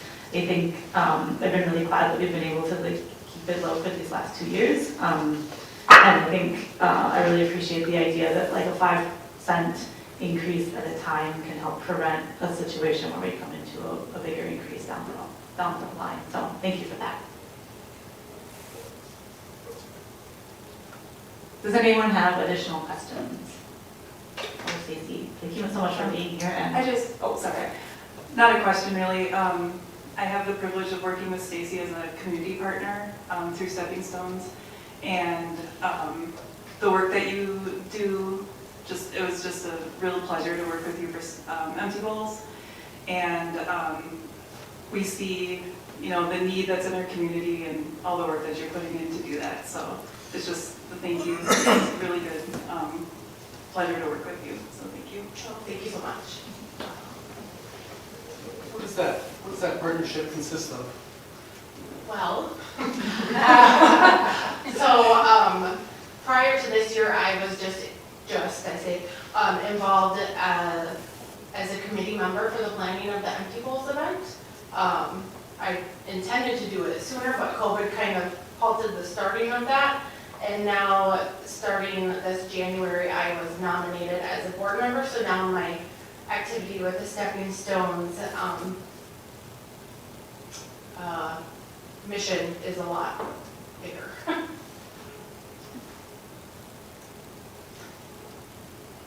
Do we need to vote on the price changes? It'll come back at the next Okay, meeting. that's just, I was wondering. thank you so much, and thanks for making such a fun report. We love all the pictures. It's great. I love the pictures. Thank you so much. Have a good night. Next up, we have our mental health services support and initiatives report. Thank you, Tanya, for being here. That's you, right? Yes. So this is just kind of a review of student mental health and some of the things that we do in the district. I do kind of have it broken down. I'm not going to read everything that's in this report. Really about school-based mental health and then community-based mental health. They are different. I would say our school-based mental health, I can kind of give a description, our big kind of staff people who are actively involved in this is your school counselors, our school psychologists, and our school social workers. And they do kind of give you a summary of kind of what they do when they're different in those different roles, because they are different roles.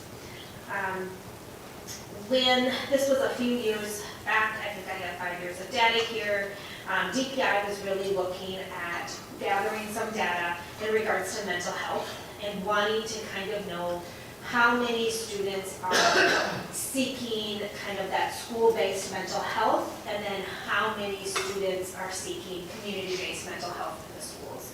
And I do have that data. I want you to know that these are not, they're as accurate as they can be, because sometimes we don't have the information because parents don't provide it, which they have every right not to provide.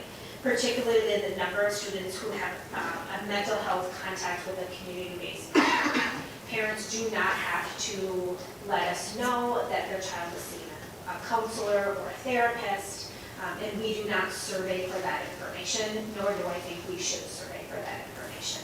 That is up to a parent and their personal, whether they want to share that with us. So our top number, about 22% of students in our district are seeking, kind of having a mental health or mental wellness contact with somebody in our school, like the school counselor or the school psychologist. And this would be, they get counted once. So if a student comes in one time, they get counted once. If a student would see a counselor multiple times over multiple weeks, it would still only be counted as one, okay? And then about 5% of students receive kind of a service from a mental health provider outside of our buildings. Again, that is kind of our best guess estimate, okay? We have lots of community partners that we allow our mental health agencies to come in and use our school buildings to provide services. And I list those organizations there and how many clients that they see.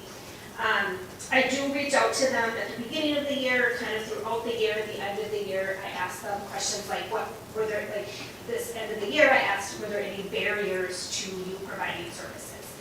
Unfortunately, I did hear from some of them, as I have them listed, that they actually saw 0 clients, and that was due to their own staffing. Like they could not find, they would be interested in continuing to be a partner if they can up their staff to be able to do that. And so I think we saw less students, our community partners saw less students than the previous year in our school building. It's still a service that I think we should provide. It is very beneficial to our families to not have to pick their child up from school and take them somewhere. I do say there is one fallback, is that when a parent comes in with their child to an appointment, it does allow for the opportunity for that therapist and the parent to possibly meet and discuss anything. That does not necessarily happen, so there is extra work that the therapist needs to do, and so some of that could be some of the reasons why we're seeing some of our community partners kind of back off on that, because the parent isn't there, it is the teacher, and the teacher doesn't have that same connection. So there is some additional steps that they need to make.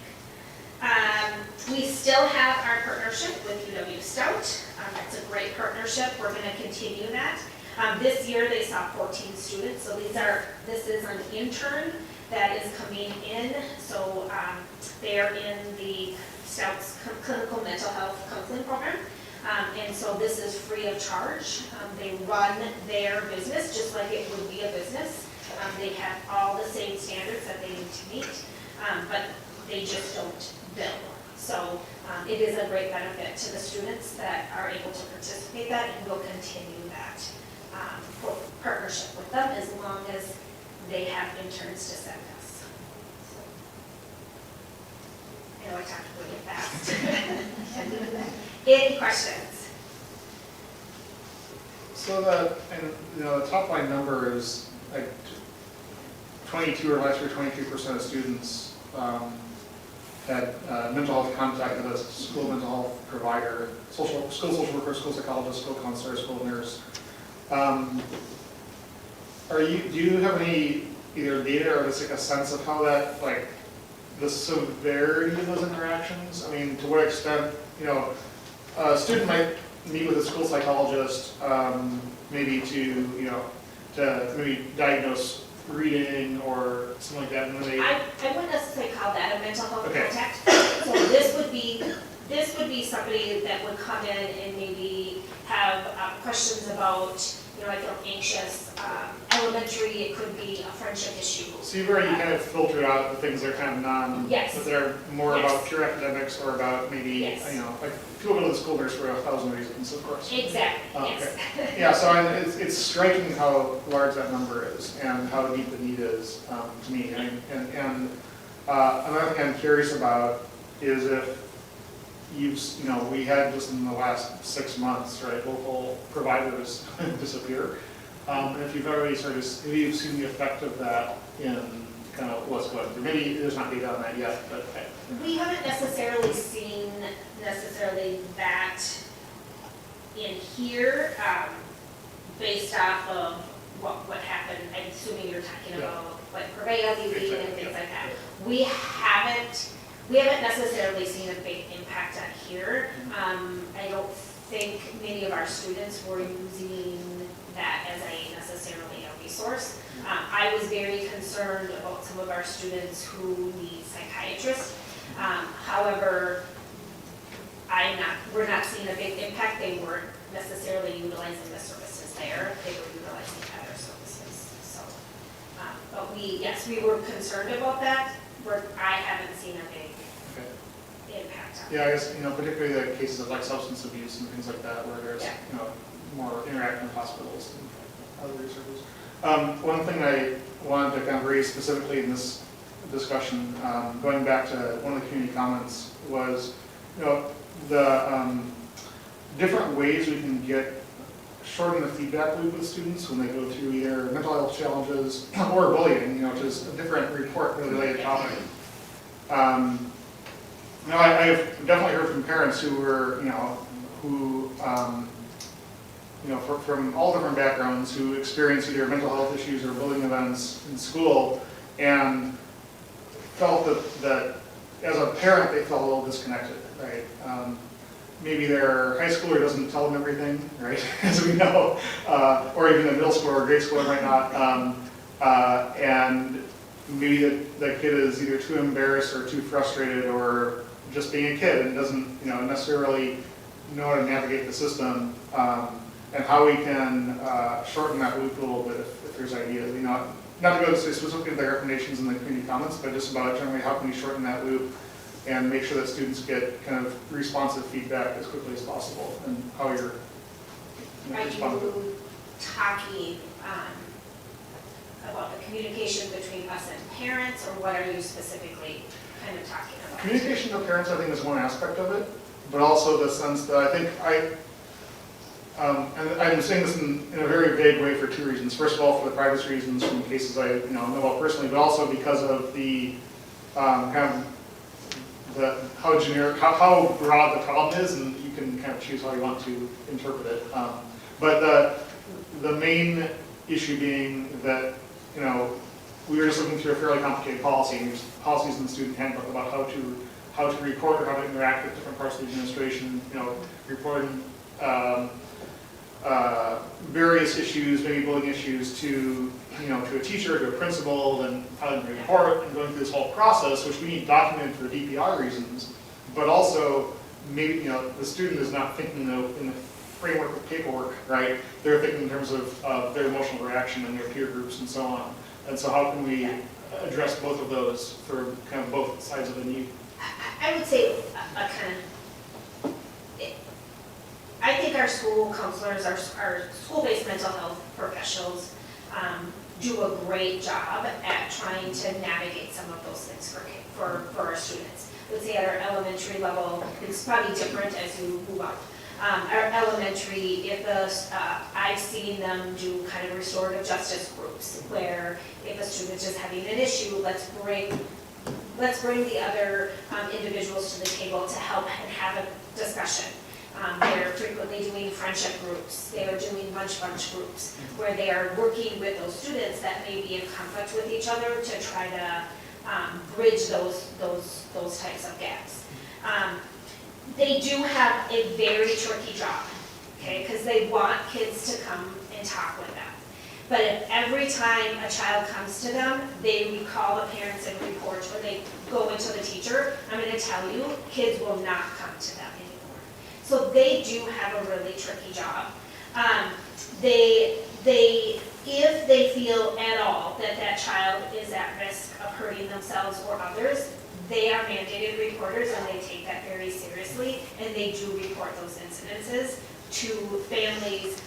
We use Northwest Connections with it, which is a crisis team, Human Services, our law enforcement agencies. So we do take those very seriously, but it is tricky. So when a student comes and has, they're having anxiety, they may have ideas of depression.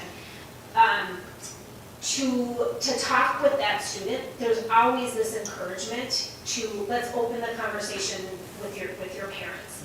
I'm gonna say sometimes that's the source of anxiety, that if you would contact them, you're only going to increase it. So they do have a very tricky job, and we do work collaboratively together. They sometimes will call me, they call each other to say, hey, how do we navigate this for this particular student?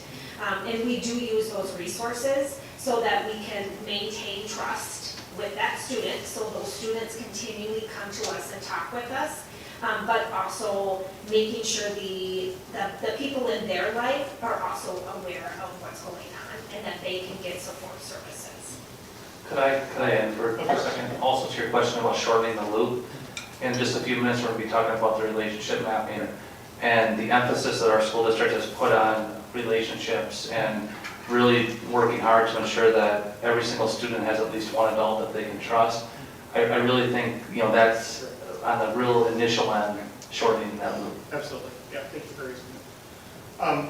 One last question on this topic. So, of these 721 students in the last school year who had a mental health contact in school, mental health provider, is there a way of trying, thinking about that last question about shortening the loop, about making it, having some data about how those interactions progressed? I know that's very tricky in terms of privacy, but if there's a sense of well, this is something where the school counselor talked with them and, kind of worked out a personal issue, or here's a situation where, it had to be, it was escalated to mental health providers, and here's this, and knowing, the thing I'm always worried about is loose ends, right? Is that there's a case where maybe a student goes between the cracks, and and maybe the adults involved might think something was resolved, but maybe it wasn't, and then things can compound. So I'm not saying that has or hasn't happened. Just that's what I'm most concerned about, is those cases where 721 students, maybe a half dozen of them didn't get what they needed. Maybe 20, maybe 50. I don't know. Right? And I want to say, I think you're looking at mental health as clinical mental health. Right. This is not clinical mental health. This is a mental health. Even if the student came and said, hey, I don't know if I have depression, but this is what happened, and in the end, you're like, that would be considered a mental health, a mental health contact. Friendship issues is considered mental health contact. So I think you're looking at a 721 with clinical, and that's not what they gathered here. Yeah, to be clear, I'm not, maybe I should express this here. I'm curious how that number breaks down in terms of different kind of levels of severity toward, clinical severe issues requiring, additional interventions. So, if that is not available, I totally understand. Yeah, they don't have I don't ask them to track that, so, yeah. I think the point about loose ends is a relevant one, though, even in the case of something that doesn't reach a clinical level, right? So if it is a friendship issue, that does sort of maybe a counselor or a teacher thinks that things have settled down, but it hasn't settled down for that kid. Those are the situations where I think you're talking about, that further down the line we suddenly see something that couldn't, wasn't on the radar before, yes.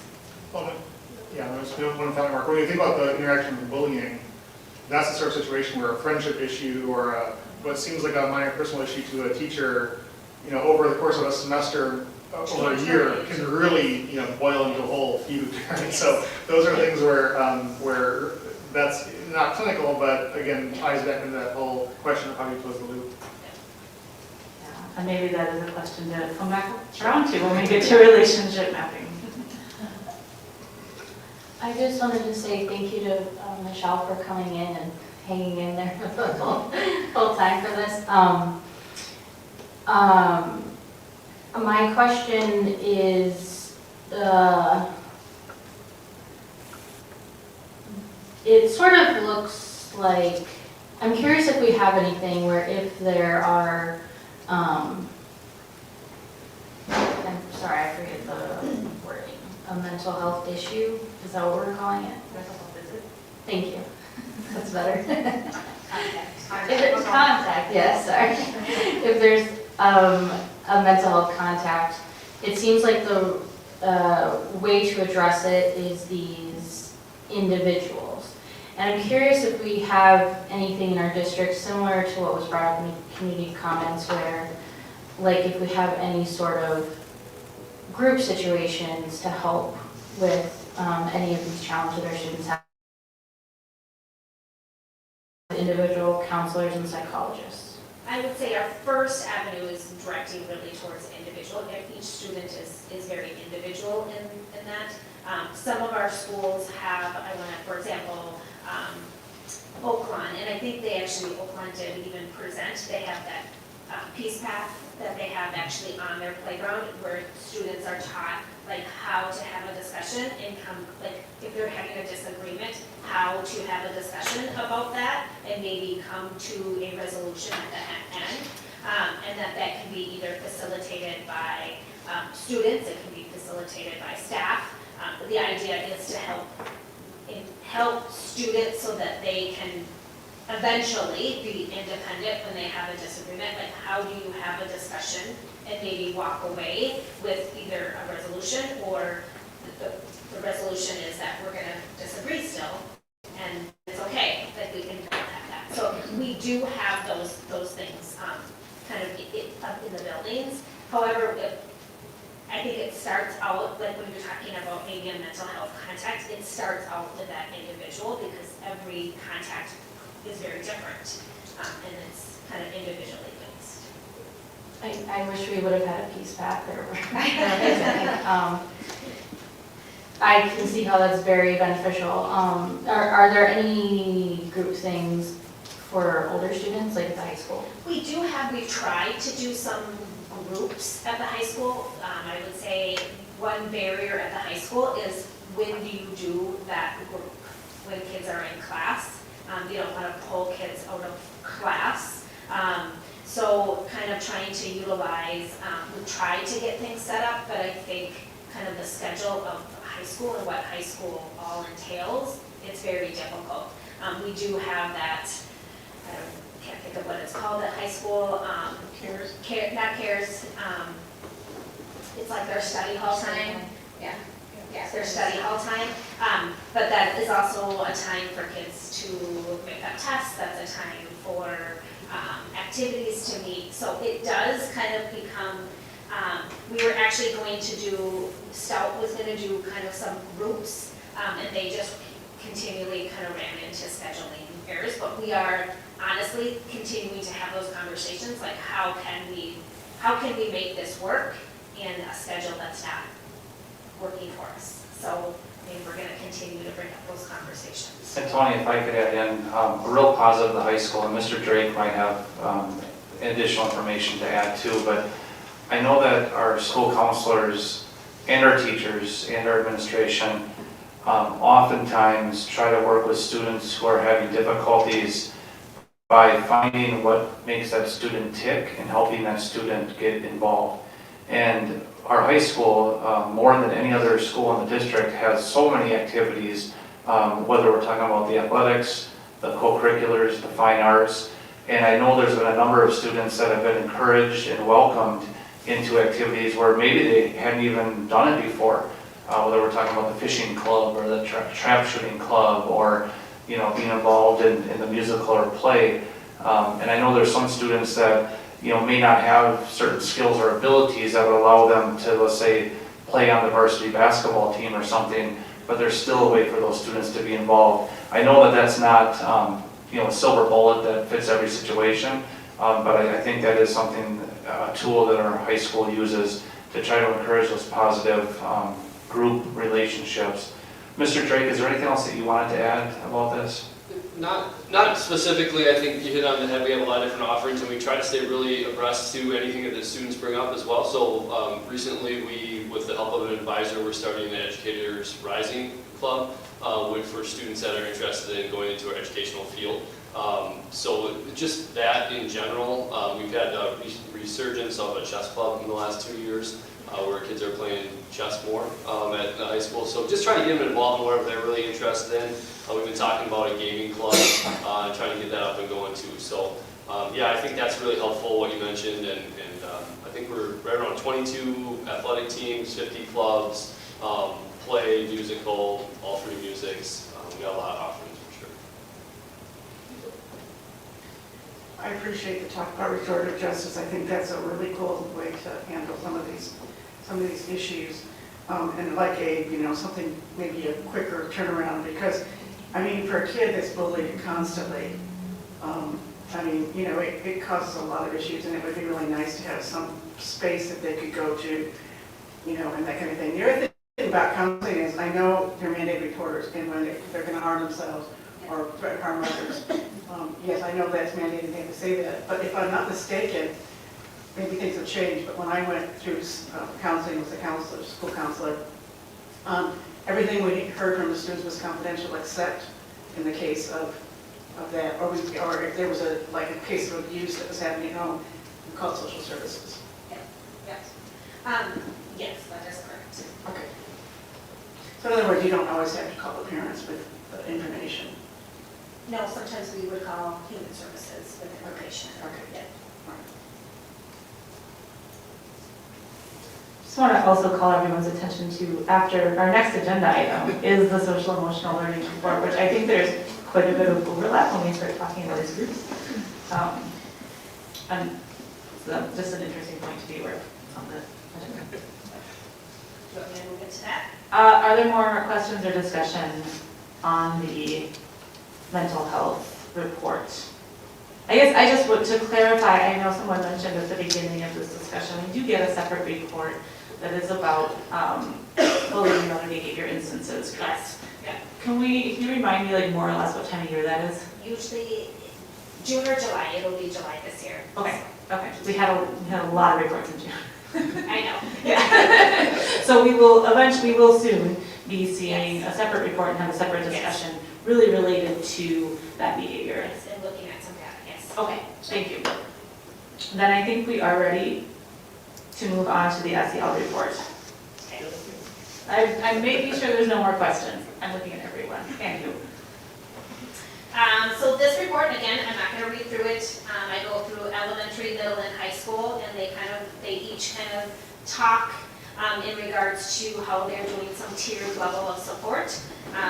Every time I think we look at this, I look, oh, we missed one, because we are doing lots of things. I'm not going to read through all of those. Really what I want to kind of highlight is something new this year. So as you know, we did a kind of a student and teacher survey, Satchel Pulse. So we kind of looked at, and we're trying to this is our very first year. And when you're doing something the first year, every time you're doing it, it's kind of like it's new. So I give you kind of a sample question, and one of the questions is, I enjoy learning at school, and the student takes this little, you see the circle in the middle, and they toggle it back and forth to get the answer that they want, okay? So this is a report that the student does it, and then the teacher also does a survey of their students as well. And then I gave an example of a student mini lesson about keeping friends. I do put the link on there. It actually is a YouTube video, and that just talks about making friends. So if you have a group of students, whether in your classroom, or if you're doing it during a different time, an intervention time, that you could, it kind of has some lessons in there. A group of elementary teachers, we're looking at creating kind of a Google Doc or a way to store some of these mini lessons. Not that you have to use these, however, these are kind of They're very small and they're short. I personally would add more stuff to them, just if you want to make them a little bit more robust. And that's what we're going to work on this year as a group, to try to make some of these lessons a little more robust. So these are the mini lessons that come with Satchel Pulse. So you can use them, you don't necessarily have to use them. And then the next graph, it kind of just shows you how kids are kind of tiered in that based on how they filled out the survey and how their teacher filled out that survey. Again, this is kind of our first year doing this. And that we feel that next year, we really need to kind of take those lessons and our tiered groups, which in our 3 large elementary buildings, we will have behavioral interventionists who are very excited about being able to have actual data to support the students who really need that support. So instead of teachers kind of guessing, or that behavior intervention guessing on who the students that are needing support, we'll actually have the data to support kind of those decisions. If that makes sense. So I just ask a quick question on the infographic. So at the bottom of the tier, it has interventions. Yep. And I just don't, I'm just not sure what the phrasing means. So that would be an intervention, would be like a mini lesson. right, but the 2 categories are students assigned an intervention or students to be assigned an intervention. What's the distinction between the 21 and the 251? Yep, so those students they weren't necessarily flagged in order to receive an intervention. However, those students maybe had like one area or either they or the teacher said that so it's kind of like, it kind of tiers itself. So the 21 students, the system assigned the intervention based on the results. The other ones maybe had a marker of that, and you have to individually go in there and decide, are they really a student? Did the student, we found out some students necessarily maybe weren't honest in their survey and kind of filled it out to highlight something, and then when you come back, they let us know that, yep, well, I like the color, because it's colored. I like the color purple, so I made everything purple. Well, let's redo the survey. They are kids, so sometimes so that's what that is about. Okay, thank you. Okay. Again, we had an elementary group that met last week, Thursday and Friday, to do some data digging in. And one of the things, sometimes I think when you're working in a building and there are behaviors, of course, sometimes what the behaviors you are seeing are those extreme behaviors. And sometimes you can think, there's lots of behaviors, or there's lots of kids doing things that need to be improved. What was nice is when we kind of looked at our data, for example, in our elementary, what is it? I don't have my glasses on. 79.4% of students had 0 majors in our system. 85.2 district-wide had 0 majors behavior incidences, which tells us that the majority of students are doing what they're supposed to be doing, and it's really a small percentage of kids, 5% at our elementary school, 2% across the district, that we really are causing some kind of major disruptions in the district, which when we looked at that, it kind of made us feel good that the majority of kids are actually doing what they're supposed to be doing. They're going to class, they're behaving, which is good to see. And that group kind of came, we want to work on continuing to strengthen our tier groups. We want to do some more data cleanup. We also want to define kind of reteaching for teachers and helping teachers understand when a reteaching needs to happen. Again, in elementary, because a child has one behavior does not mean necessarily that it has to be disciplined in nature. It is an opportunity for a reteach. So I think you can also use that across all levels, but sometimes, remember, we're still working with kids, that they need an opportunity or a reteach, kind of before discipline would happen.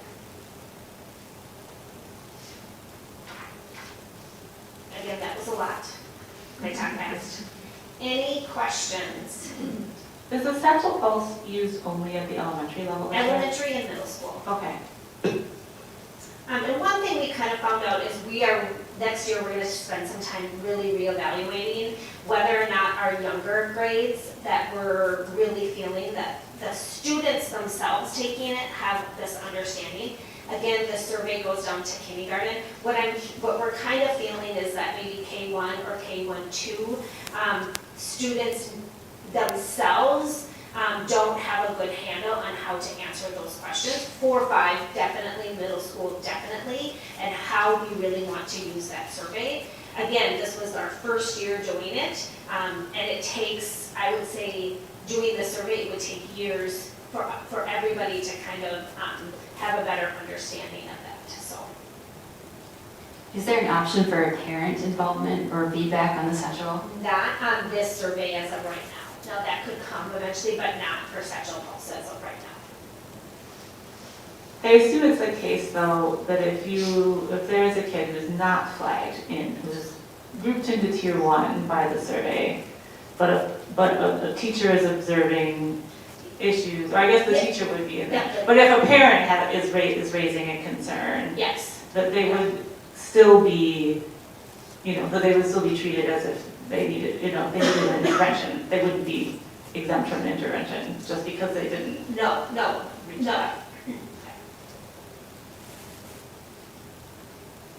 Any other questions?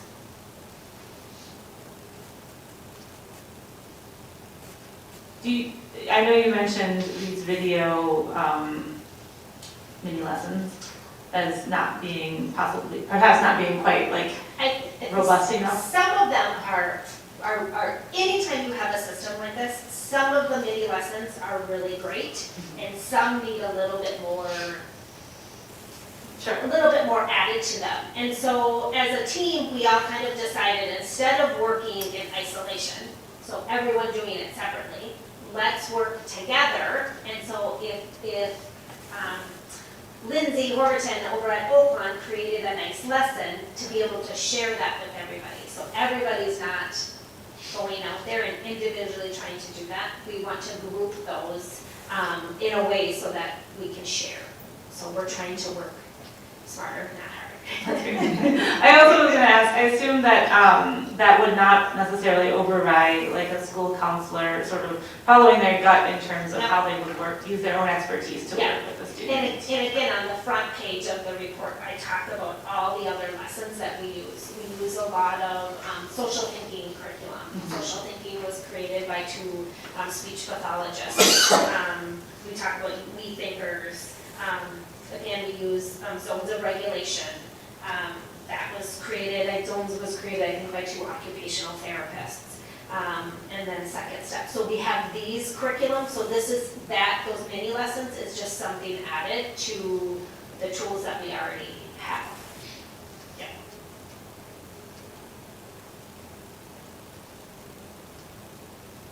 Any additional questions on the SEL report or discussion on this report?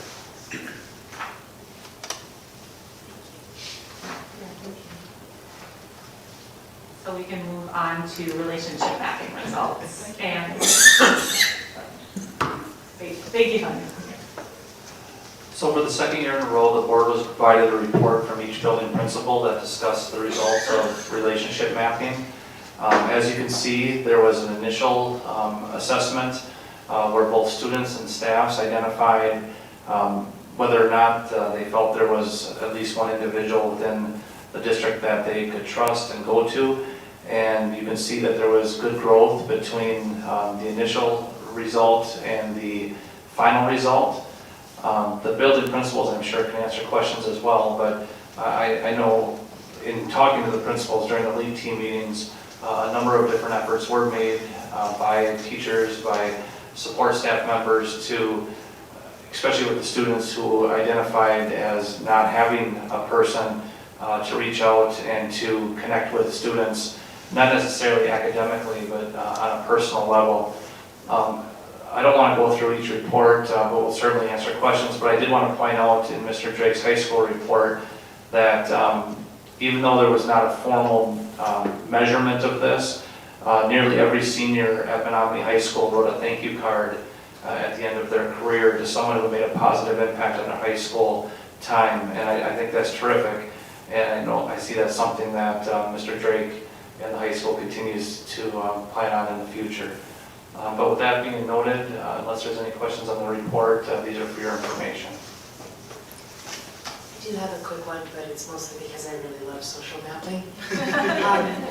Is there, when this was done, which it's awesome to see and great to see that growth, did you identify the specific adults so we know if there are some that are like super connectors, like where there's, you know, there's somebody who really is doing an amazing job at making these connections, and if so, are there specific lessons we can learn from those people? I guess to speak to that, we did collect that specific information because we have a lot of shared staff that go between the high school and Downsville. So we wanted to make sure that they were still able to build those positive relationships too, and that the children were feeling connected to those kind of intermittent staff. So I guess that would be maybe the input I would have in regards of collecting that specific data. Yeah, and at the middle school too, we also did that. We asked students an open-ended question where they were asked to identify if there was an adult in the building, who would that person be, if they felt comfortable identifying that person. Same at high school, open-ended question. They could identify either who the person or people might be, and then also give us some characteristics of why. So we thought that was really helpful. We also asked kind of a similar question on the flip side, so people who answered no, not so much who the person was that maybe, or people that maybe they could have some frustrations with, but what are some things that we could do better to help you connect with a staff member? So we use some of that information too. Thank you. I just think this is an amazing initiative, and I think it's the degree of follow-up and information you're getting year after year is really amazing. It's fantastic. I really like the idea of the thank you notes. I'm just wondering if like one or two teachers got most of them, or if there's a variety. There was a pretty good variety. So kids came in for graduation on Friday before graduation, and they had a little checklist of things to do, and we just asked them to do that as well. And it was really kind of cool to see the kids sit down and like get locked in right away with who they're writing to, write a nice note. Myself and Ms. Thompson read through all of them, just on the one because we were interested, but we wanted to make sure everything was really positive too before putting it in. Which it was. We had zero negative comment. Like there's always somebody that might, you know, have the potential or you know that situation could arise. We had none of that, so really happy with it. Yeah, the anti-thank you know. Kind of the reason I said that was kind of piggybacking on what Amber said about you know, picking out what these people have that, you know, can maybe help them teach others how to do this or whatever. You know, good relationships. I don't think we were able to necessarily pinpoint, you know, exemplary things they were doing, but I think as a whole group, we really tried to focus on the start of the day. You never know what children are coming with, so we really tried to be at our doors to welcome everyone, to notice those kids that need a little bit more of a soft landing and connect them with, you know, our food service person or other people that they found that they exemplified as a connection, and really connect them with them right away in the morning to kind of set the tone for the day. So I guess that's something we try to do as a building, is just establish that morning time of really quality relationship building. That's a really fascinating insight. Thanks for sharing that. I was curious, it kind of answers my question, but I guess still sort of open-ended, if there were either from the survey results or anecdotally, like things you really noticed that got those kids who had zero connections, like what were the things that worked for them? One of the things, I guess, I guess you kind of prompted an idea. One of the things we noticed is some of the kids that we invest the most time in, we thought, you know, for sure they're gonna identify me because I spend the majority of my day, and they wouldn't. So that's what's an interesting thing that comes out of it, is just the people that they feel connected to isn't always who we would anticipate that connection with. So we kind of looked at those things too, of if they spend their time and we're kind of pushing academics or putting high rigorous expectations on them, that might not be the relationship that's positive for them. So kind of sifting through that a little bit too, of where are they, what are those moments that staff member is giving them of how they're feeling it's positive. Thanks for sharing that. That's really interesting and thoughtful. Any other questions or discussion related to the relationship mapping? All right, thank you. Let's move on to the most interesting part, update on insurance bids. Well, actually, I think Leah and I are going to make your evening in both items G and H, the business insurance bids and the selection of a benefits broker. More work is needed. Lee could go into detail if there's questions, but we really are trying to cast a wide net, but also dig very deep in terms of what the best recommendations are for the school district, especially with some of the changes and challenges with the insurance market. That has caused a delay in the ability to get feasible quotes. We will have coverage, that's not a problem, but we do not have a recommendation to bring to you tonight. Leah, we expect that for the next meeting though, I believe? Correct. So that's really all we have to share in an update with you today on items G and H. Does anyone have questions related to those items, knowing we will see more information next time? All right. Then we are on to item I, referendum exploration and community engagement.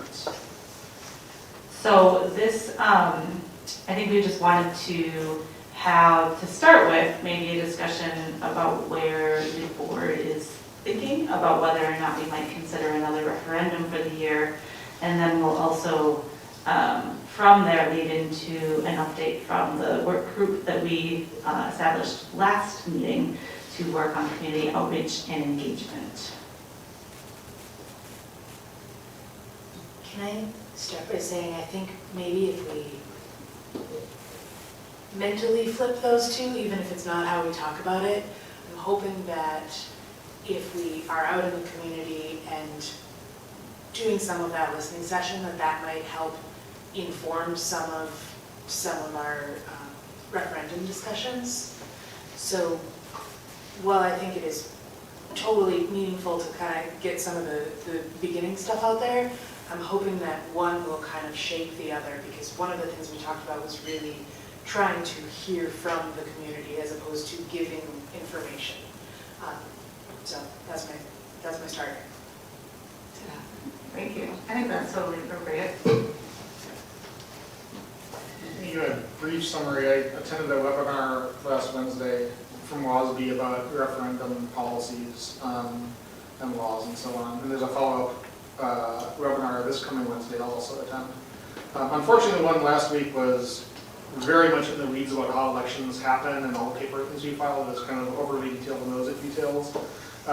Two, just along those lines, two things that do need to be considered is there is a 70-day filing requirements. The board would have to make a decision and file the paperwork 70 days before the election, potential election date.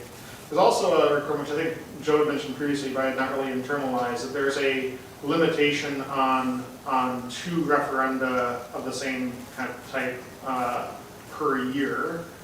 And the one thing that the WASB lawyer pointed out is that it's actually not, that the law is vague enough that no one's quite sure what two means. Is two on a single ballot count as two for the year, or is it precisely a calendar year, or is it what's the 12-month span over which it goes? So that would require further discussion with the appropriate legal experts. But there is a rule about two per year, which has been interpreted in various ways in different cases. So that's all I'll leave it at.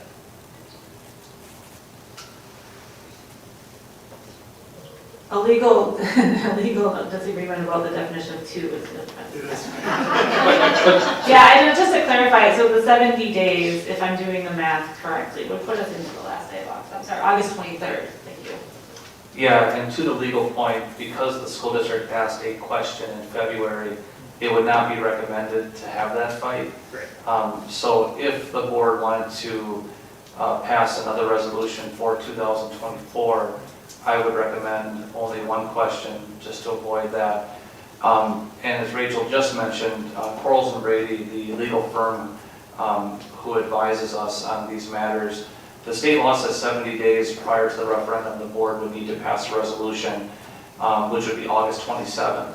Due to all the filing and such, though, Quarles and Brady is recommending that on or before August 23rd, which is 73 days prior to the referendum vote in November 5th. If the board wanted to go to referendum, August 23rd would be the date that the resolution should be approved by. What was the date of the annual meeting for your established? The annual meeting is set for August 26th. Right. And then the other legal aspect of it to think about is that if the board felt that a referendum was necessary for the 2024-2025 budget, that still is possible. The board could adopt two budgets in a result of the November election. The corresponding budget would then be certified along with the tax levy. My initial thought is, for me, it's obvious that, you know, we need more money. I would prefer for that to come from the state, but obviously that's not a thing at the moment. And so it makes sense that if we're going to maintain our services, that we would need a referendum. However, I am interested in getting more community input before making that decision, because in order to maintain it, it means that the community has to support financing it themselves. So I like the idea of kind of using these engagement sessions to kind of to help guide what the referendum would look like. I think that's really well said. Thank you for saying it. I would say that I've talked to several people, and even some of the naysayers are the ones that voted no, seem to be interested in doing a referendum, but they just don't want it to be reoccurring. They want there to be a sunset date. I've heard people say 3 or 5 years, and maybe $2 million, and then stop. So I think we've learned a lot from the way the referendum went before, and I think we need to look at all of those issues. Also, with the idea of all the community input that we're going to get when we listen and don't give information. So I think that's really important for us to make a good decision. To Amy's point, and I'd be interested to hear if other people have the same, I agree. That was the number one thing I heard about the February referendum, was the recurring piece of it. That was the number one thing. It is worth noting that Eau Claire, in their school district, their board just passed a resolution for a November referendum, $18 million spread over 4 years. And in talking with their superintendent, Mike Johnson, my understanding is that their board felt it was really important to try to stay aligned with the presidential election cycle due to voter turnout. And I thought that was very interesting because in addition to the recurring piece, another criticism and concern that I've heard repeatedly was the fact that the vote was held on February 20th. And we explained that, and I still say there was good reason why the election took place then in terms of trying to plan ahead. However, a 4-year cycle would essentially help ensure that that presidential election cycle would be aligned, which would have the greatest voter turnout and the biggest voice for the community. I know, some people have suggested potentially a 3-year referendum, and I know that's what Chippewa Falls did, and they were successful. The challenge with a 3-year referendum would mean that you would face a fiscal cliff after the 3rd year, and that 4th year then, either you would be forced to go back to referendum, make huge cuts, or somehow try to bridge the gap for a year until you got back on that presidential cycle. So as you're listening to people and hearing what their ideas and concerns are, thinking about voter turnout, thinking about making sure the community has a full voice, being aligned with the presidential cycle might be something to consider.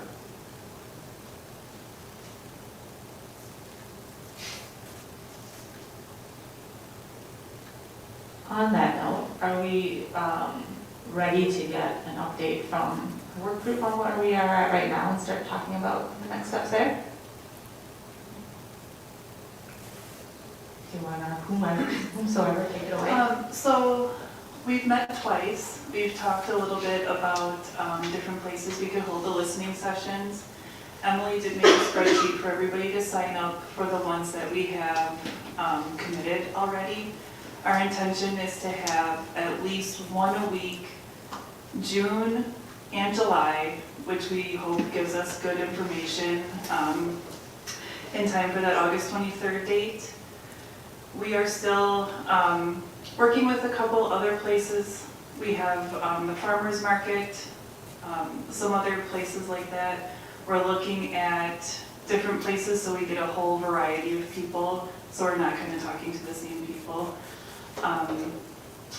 So I guess for me today, I wanted to talk about some sort of script or some sort of, so we're all kind of saying the same thing, asking the same questions, and then how, when we're out, how are we going to take people's information and turn it into some sort of data? How are we going to report it back to the board? Just so we're all on the same page with that, and we get information that we can use.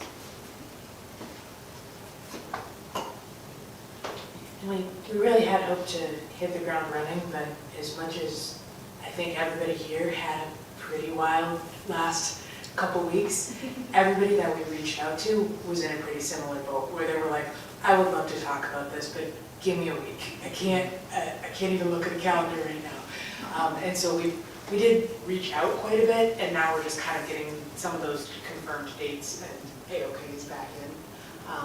But I think that's good because it also gave us a little bit of time to talk through some of that stuff that would be useful.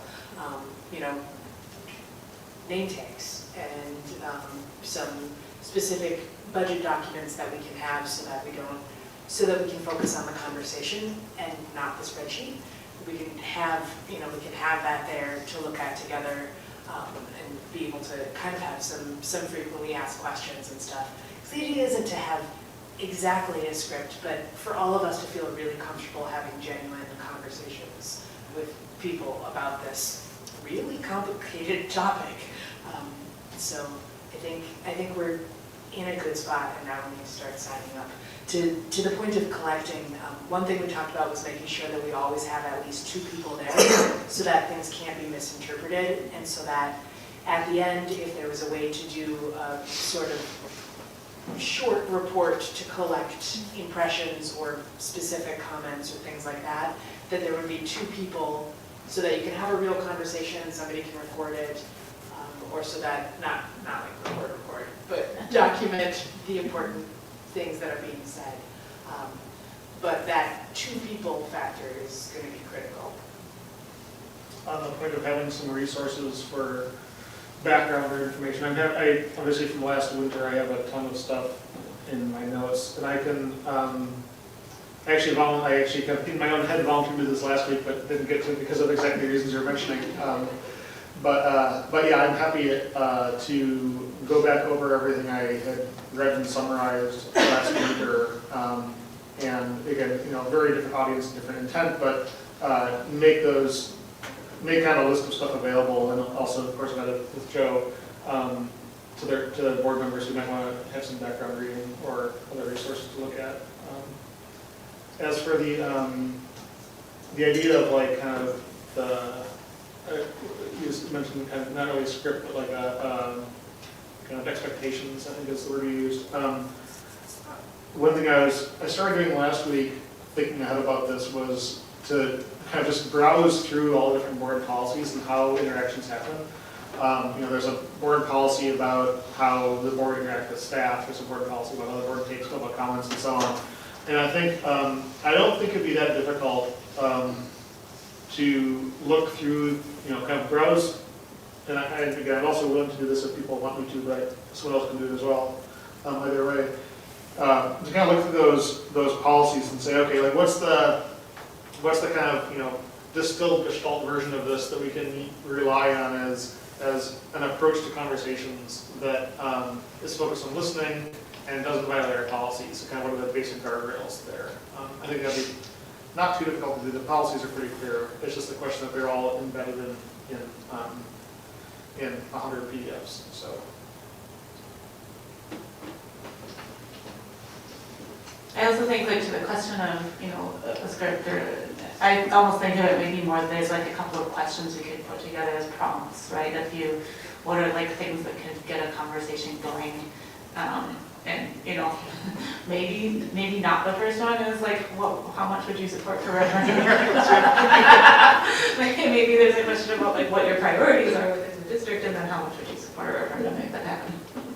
I also think too, when we met as a group, the point of this was just to listen to folks and not be so scripted and just say, hey, meet your Menomonie school board members here. We would love to talk to you, want to hear from you. Doesn't necessarily have to focus around, obviously that's our intent because we want to know, make informed decisions going forward with the referendum. However, I feel like if we're too scripted, it's going to be ingenuine and it's going to be like, you're looking at the card and you have to verbatimly say this. So I just feel like, let's just talk to the people, let's start building relationships and trust. That's what we're here for.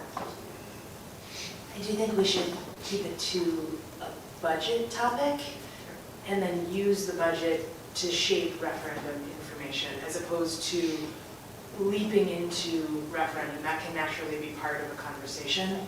But I do think having a topic is important if we're going to be collecting data that is not buckets and buckets more than we can handle. Not that we wouldn't listen to people if they have other things, but I think having a specific focus for this is going to make it the most useful. If there's a way you could make a little handout then, Abe, or something that we could use as reference when folks were sitting with people. I also was thinking, I don't know if there would be like a sign or something, or there's like a Menomonie Mustang we could set out or something so people know, like, we're not just random people sitting here, like who we are. Do you know what I mean? I don't know if there's anything that we can look at to bring to the conversations. Is that something that like we could get from you, like some sort of a table sign, and then Tablecloth or something. tablecloth maybe, if it already exists? Yes, if you want to give us a list of whatever Okay. you want, name tags, signs, we can work on that. Okay.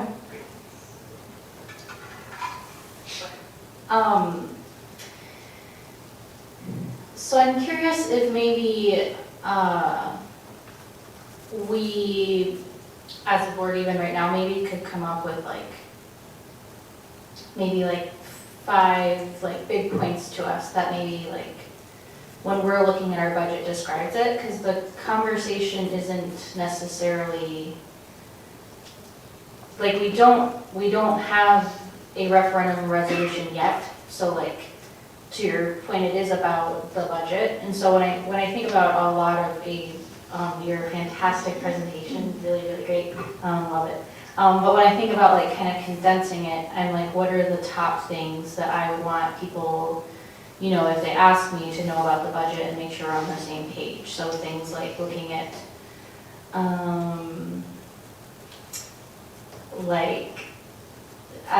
one of your comparisons about how much the kindergartner is now versus when you're kindergarten or something, but along those lines, if there are common themes for us about why our budget is in the place it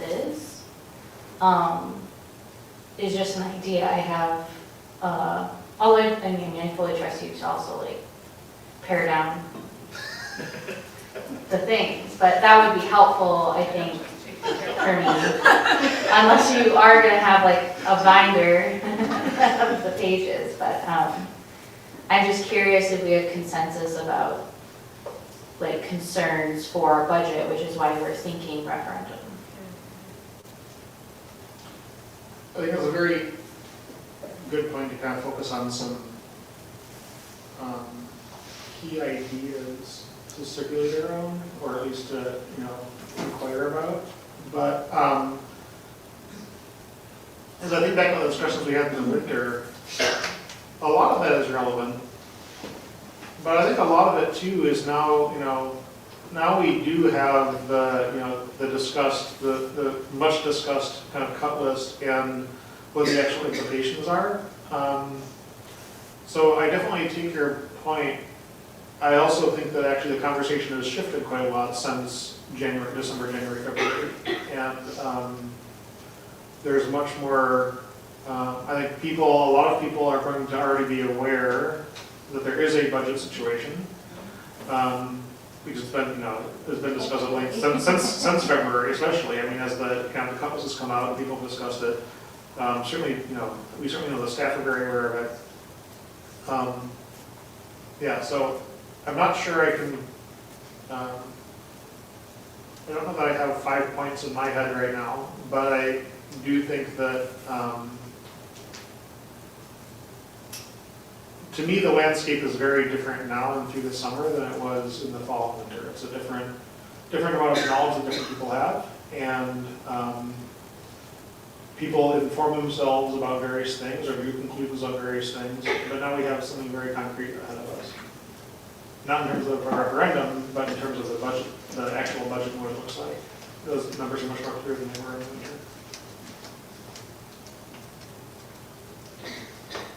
The biggest thing though is that there needs to be listening, because as much as I appreciated all the presentations by Joe and Abe and people that are around and talking and everything, the biggest thing I heard was there was only 5 minutes left for questions, and they didn't like that. They want to be heard and they want to be listened.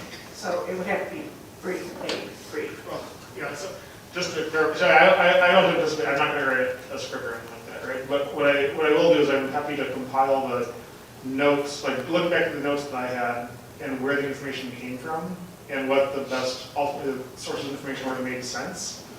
And just make kind of a bullet list and then pass it through Joe to double check things and follow up. But just if other board members haven't, want to be, as they're listening, if things come up, have some background if they want. I think the point Dominique made though is a good one too, because even if our intention is to listen more than anything else, I think we know that like some people might come, they see a school board member's gonna be here, I'm coming, I've got my list of things I want to say to them. And some people might not, right? And maybe come with the idea that they want to talk and be sort of adrift about what to talk about. And I think that like, if we are thinking about what is important to us about this current situation we're in with the budget, that can be a really powerful prompt to getting that, community member who wants to engage but doesn't quite know how to engage. For example, you don't want to say, what do you think is wrong with our schools, right? Right? Well, you want to say, but you might want to say, have you seen these cuts that we're looking at, and have you thought, are there any questions you have about why they're going out this way, or are there things in here that really concern you, or things that don't concern you? I think at least directing to actual particular questions and topics is quite helpful. Yeah. One thing the board may want to consider for a resource is on April 12th, I did the SDMA budget update, and it's still on the website, it's still on the Facebook page. And that one, just has a few paragraphs about the budget situation. It has that graph that we worked together on that shows what's projected. It also has the fund balance in there, and it has the cut list linked to that. So if anybody's interested in that, it's on the website, and I'd be happy to get that to you.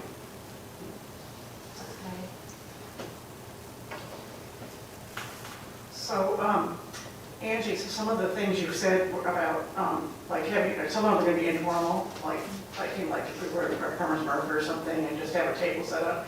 And then are there some more formal ones too, or? I think most of the ones we talked about were very informal. Doing more of the model of just sitting at the table, listening, then presenting. We're not trying to give information. When I said script, I didn't really mean like they come up to the table and we read a thing to them, but more of just like talking points so we're all on the same page, because different groups of people will be in different places, to kind of keep the conversation, maybe having similar topics so that all of our data kind of shows something than being all over the place. All of our ideas of places to go are very informal. Do you want me to share what we come up with? Yeah. Brewery Manic, Farmers Market. We should probably not do the ones that we haven't gotten confirmation from yet, though.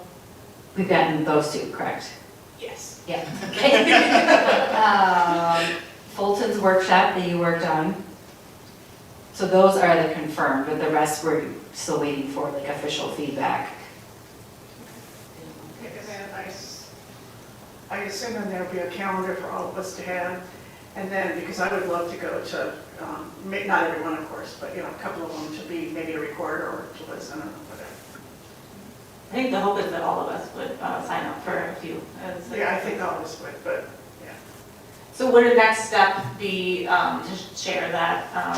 Because you have it as kind of a Google Doc, right? So that it could be shared with the whole board and we could all enter our names into the dates that exist there. Is that ready to I know there are some, I saw a draft of it, so I know there are some pending listed on there and that can be updated as you go. So the draft as it exists is ready to be shared right away. Yes, there's currently A Google Doc is good because it can be live. Yes, it is a And Google then, Doc. and then she can update it as they go. Yes, that's correct. If the dates are available, even if you don't know locations yet, that would be extremely helpful, because at least, I think all of our calendars are filling very quickly now through September. Is it a problem for us to edit a document? That, I just wanted to mention, I think if you're keeping it strictly to scheduling, that may be okay, but I would be awfully cautious with a shared Google Doc and public officials, especially if you're going to start talking about any kind of script or any kind of guidelines for how to host these meetings. That should not be done behind closed doors. What I would feel better with, I think it's fine if we share it and can see it, but not edit it, and then just email someone who can change it, or something. Unless we all feel good just using it for the calendar part.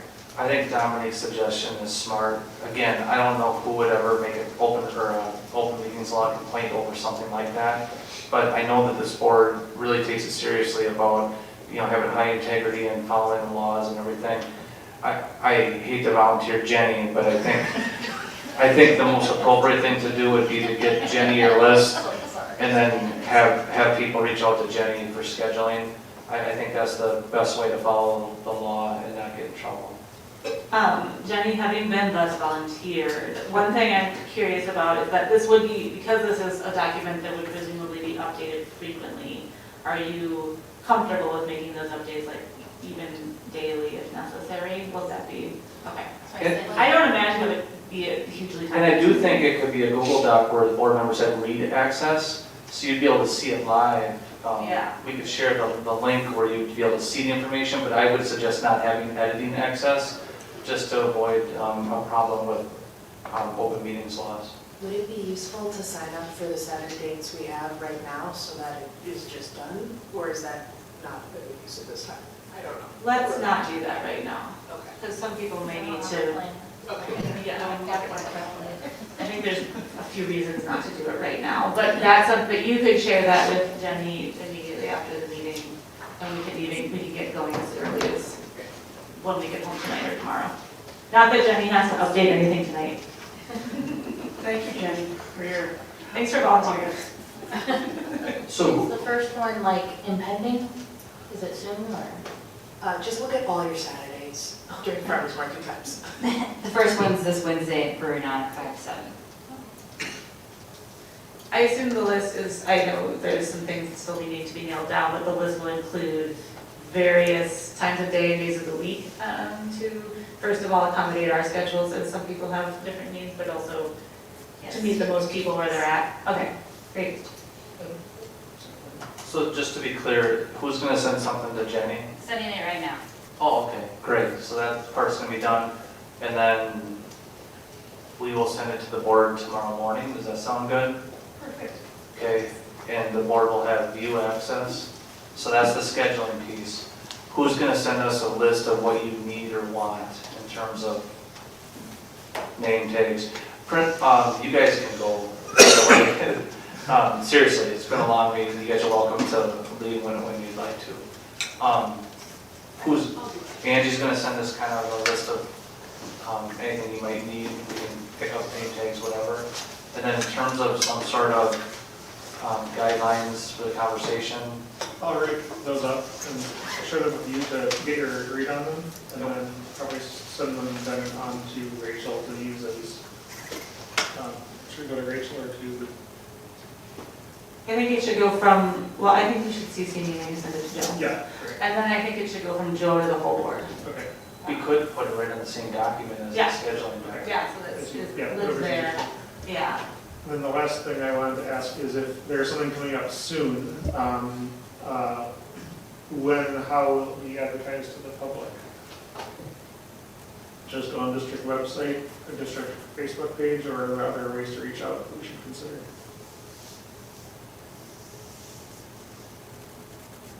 That was a question. So thank you. I'm happy to assist in any way. I guess the greatest ways that we found for communication, we do have the ability to send a Skylert, which goes to every family that has signed up for emails from the school district. We could use the Facebook page and the Twitter account as well. It might be nice if we had kind of a full listing of dates, but as we're getting started here, if there's just like one event on Wednesday, we could put that out as soon as tomorrow, just so to make that available for people. Could we put that on Facebook and then do a more complete list on Skyline? Sure. Is it possible to, I don't know, but include something, I had gotten feedback from parents that like, I think we're misunderstood that a Skylar isn't just for emergencies. So there was a little pushback when like we used it for reminders about voting or things. So I'd love to not incur that wrath. So is there some sort of reminder that we can add to that it's just a regular update? Or maybe just the email. I know it won't go out as regularly in the summertime, but maybe that's the format. Just the Facebook? Oh wait, a Skylar would come through as just an email, but it wouldn't be a phone call. That's what I- Right. Sorry. Right. Yeah, we don't have to have I wasn't planning to do a phone call. I may have heard Skylar and I like, yeah. I made a video call.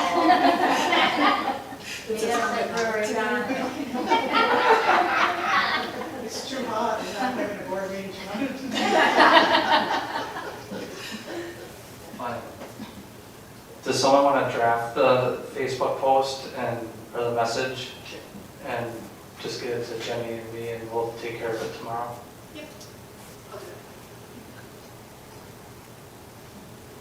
As we move forward, one thing that might be in terms of outreach or kind of distributing information, we also might consider maybe to avoid open meetings issues, maybe consider individually who are people or groups in the community that we want to personally invite to some of these things, or let them know about it, and then whether that's like a specific person or it is a community organization that we want to say, hey, can you just share this with your members? And maybe we can like kind of take that on individually to try to spread the word, not just like, and I'm even thinking not Facebook at all, right? Where are the people who we want to make sure get this information, who aren't going to see it on Facebook? Who can we email? Who could we reach out to with a personal conversation to invite them to either they themselves participate in these or to share the information with their networks and groups?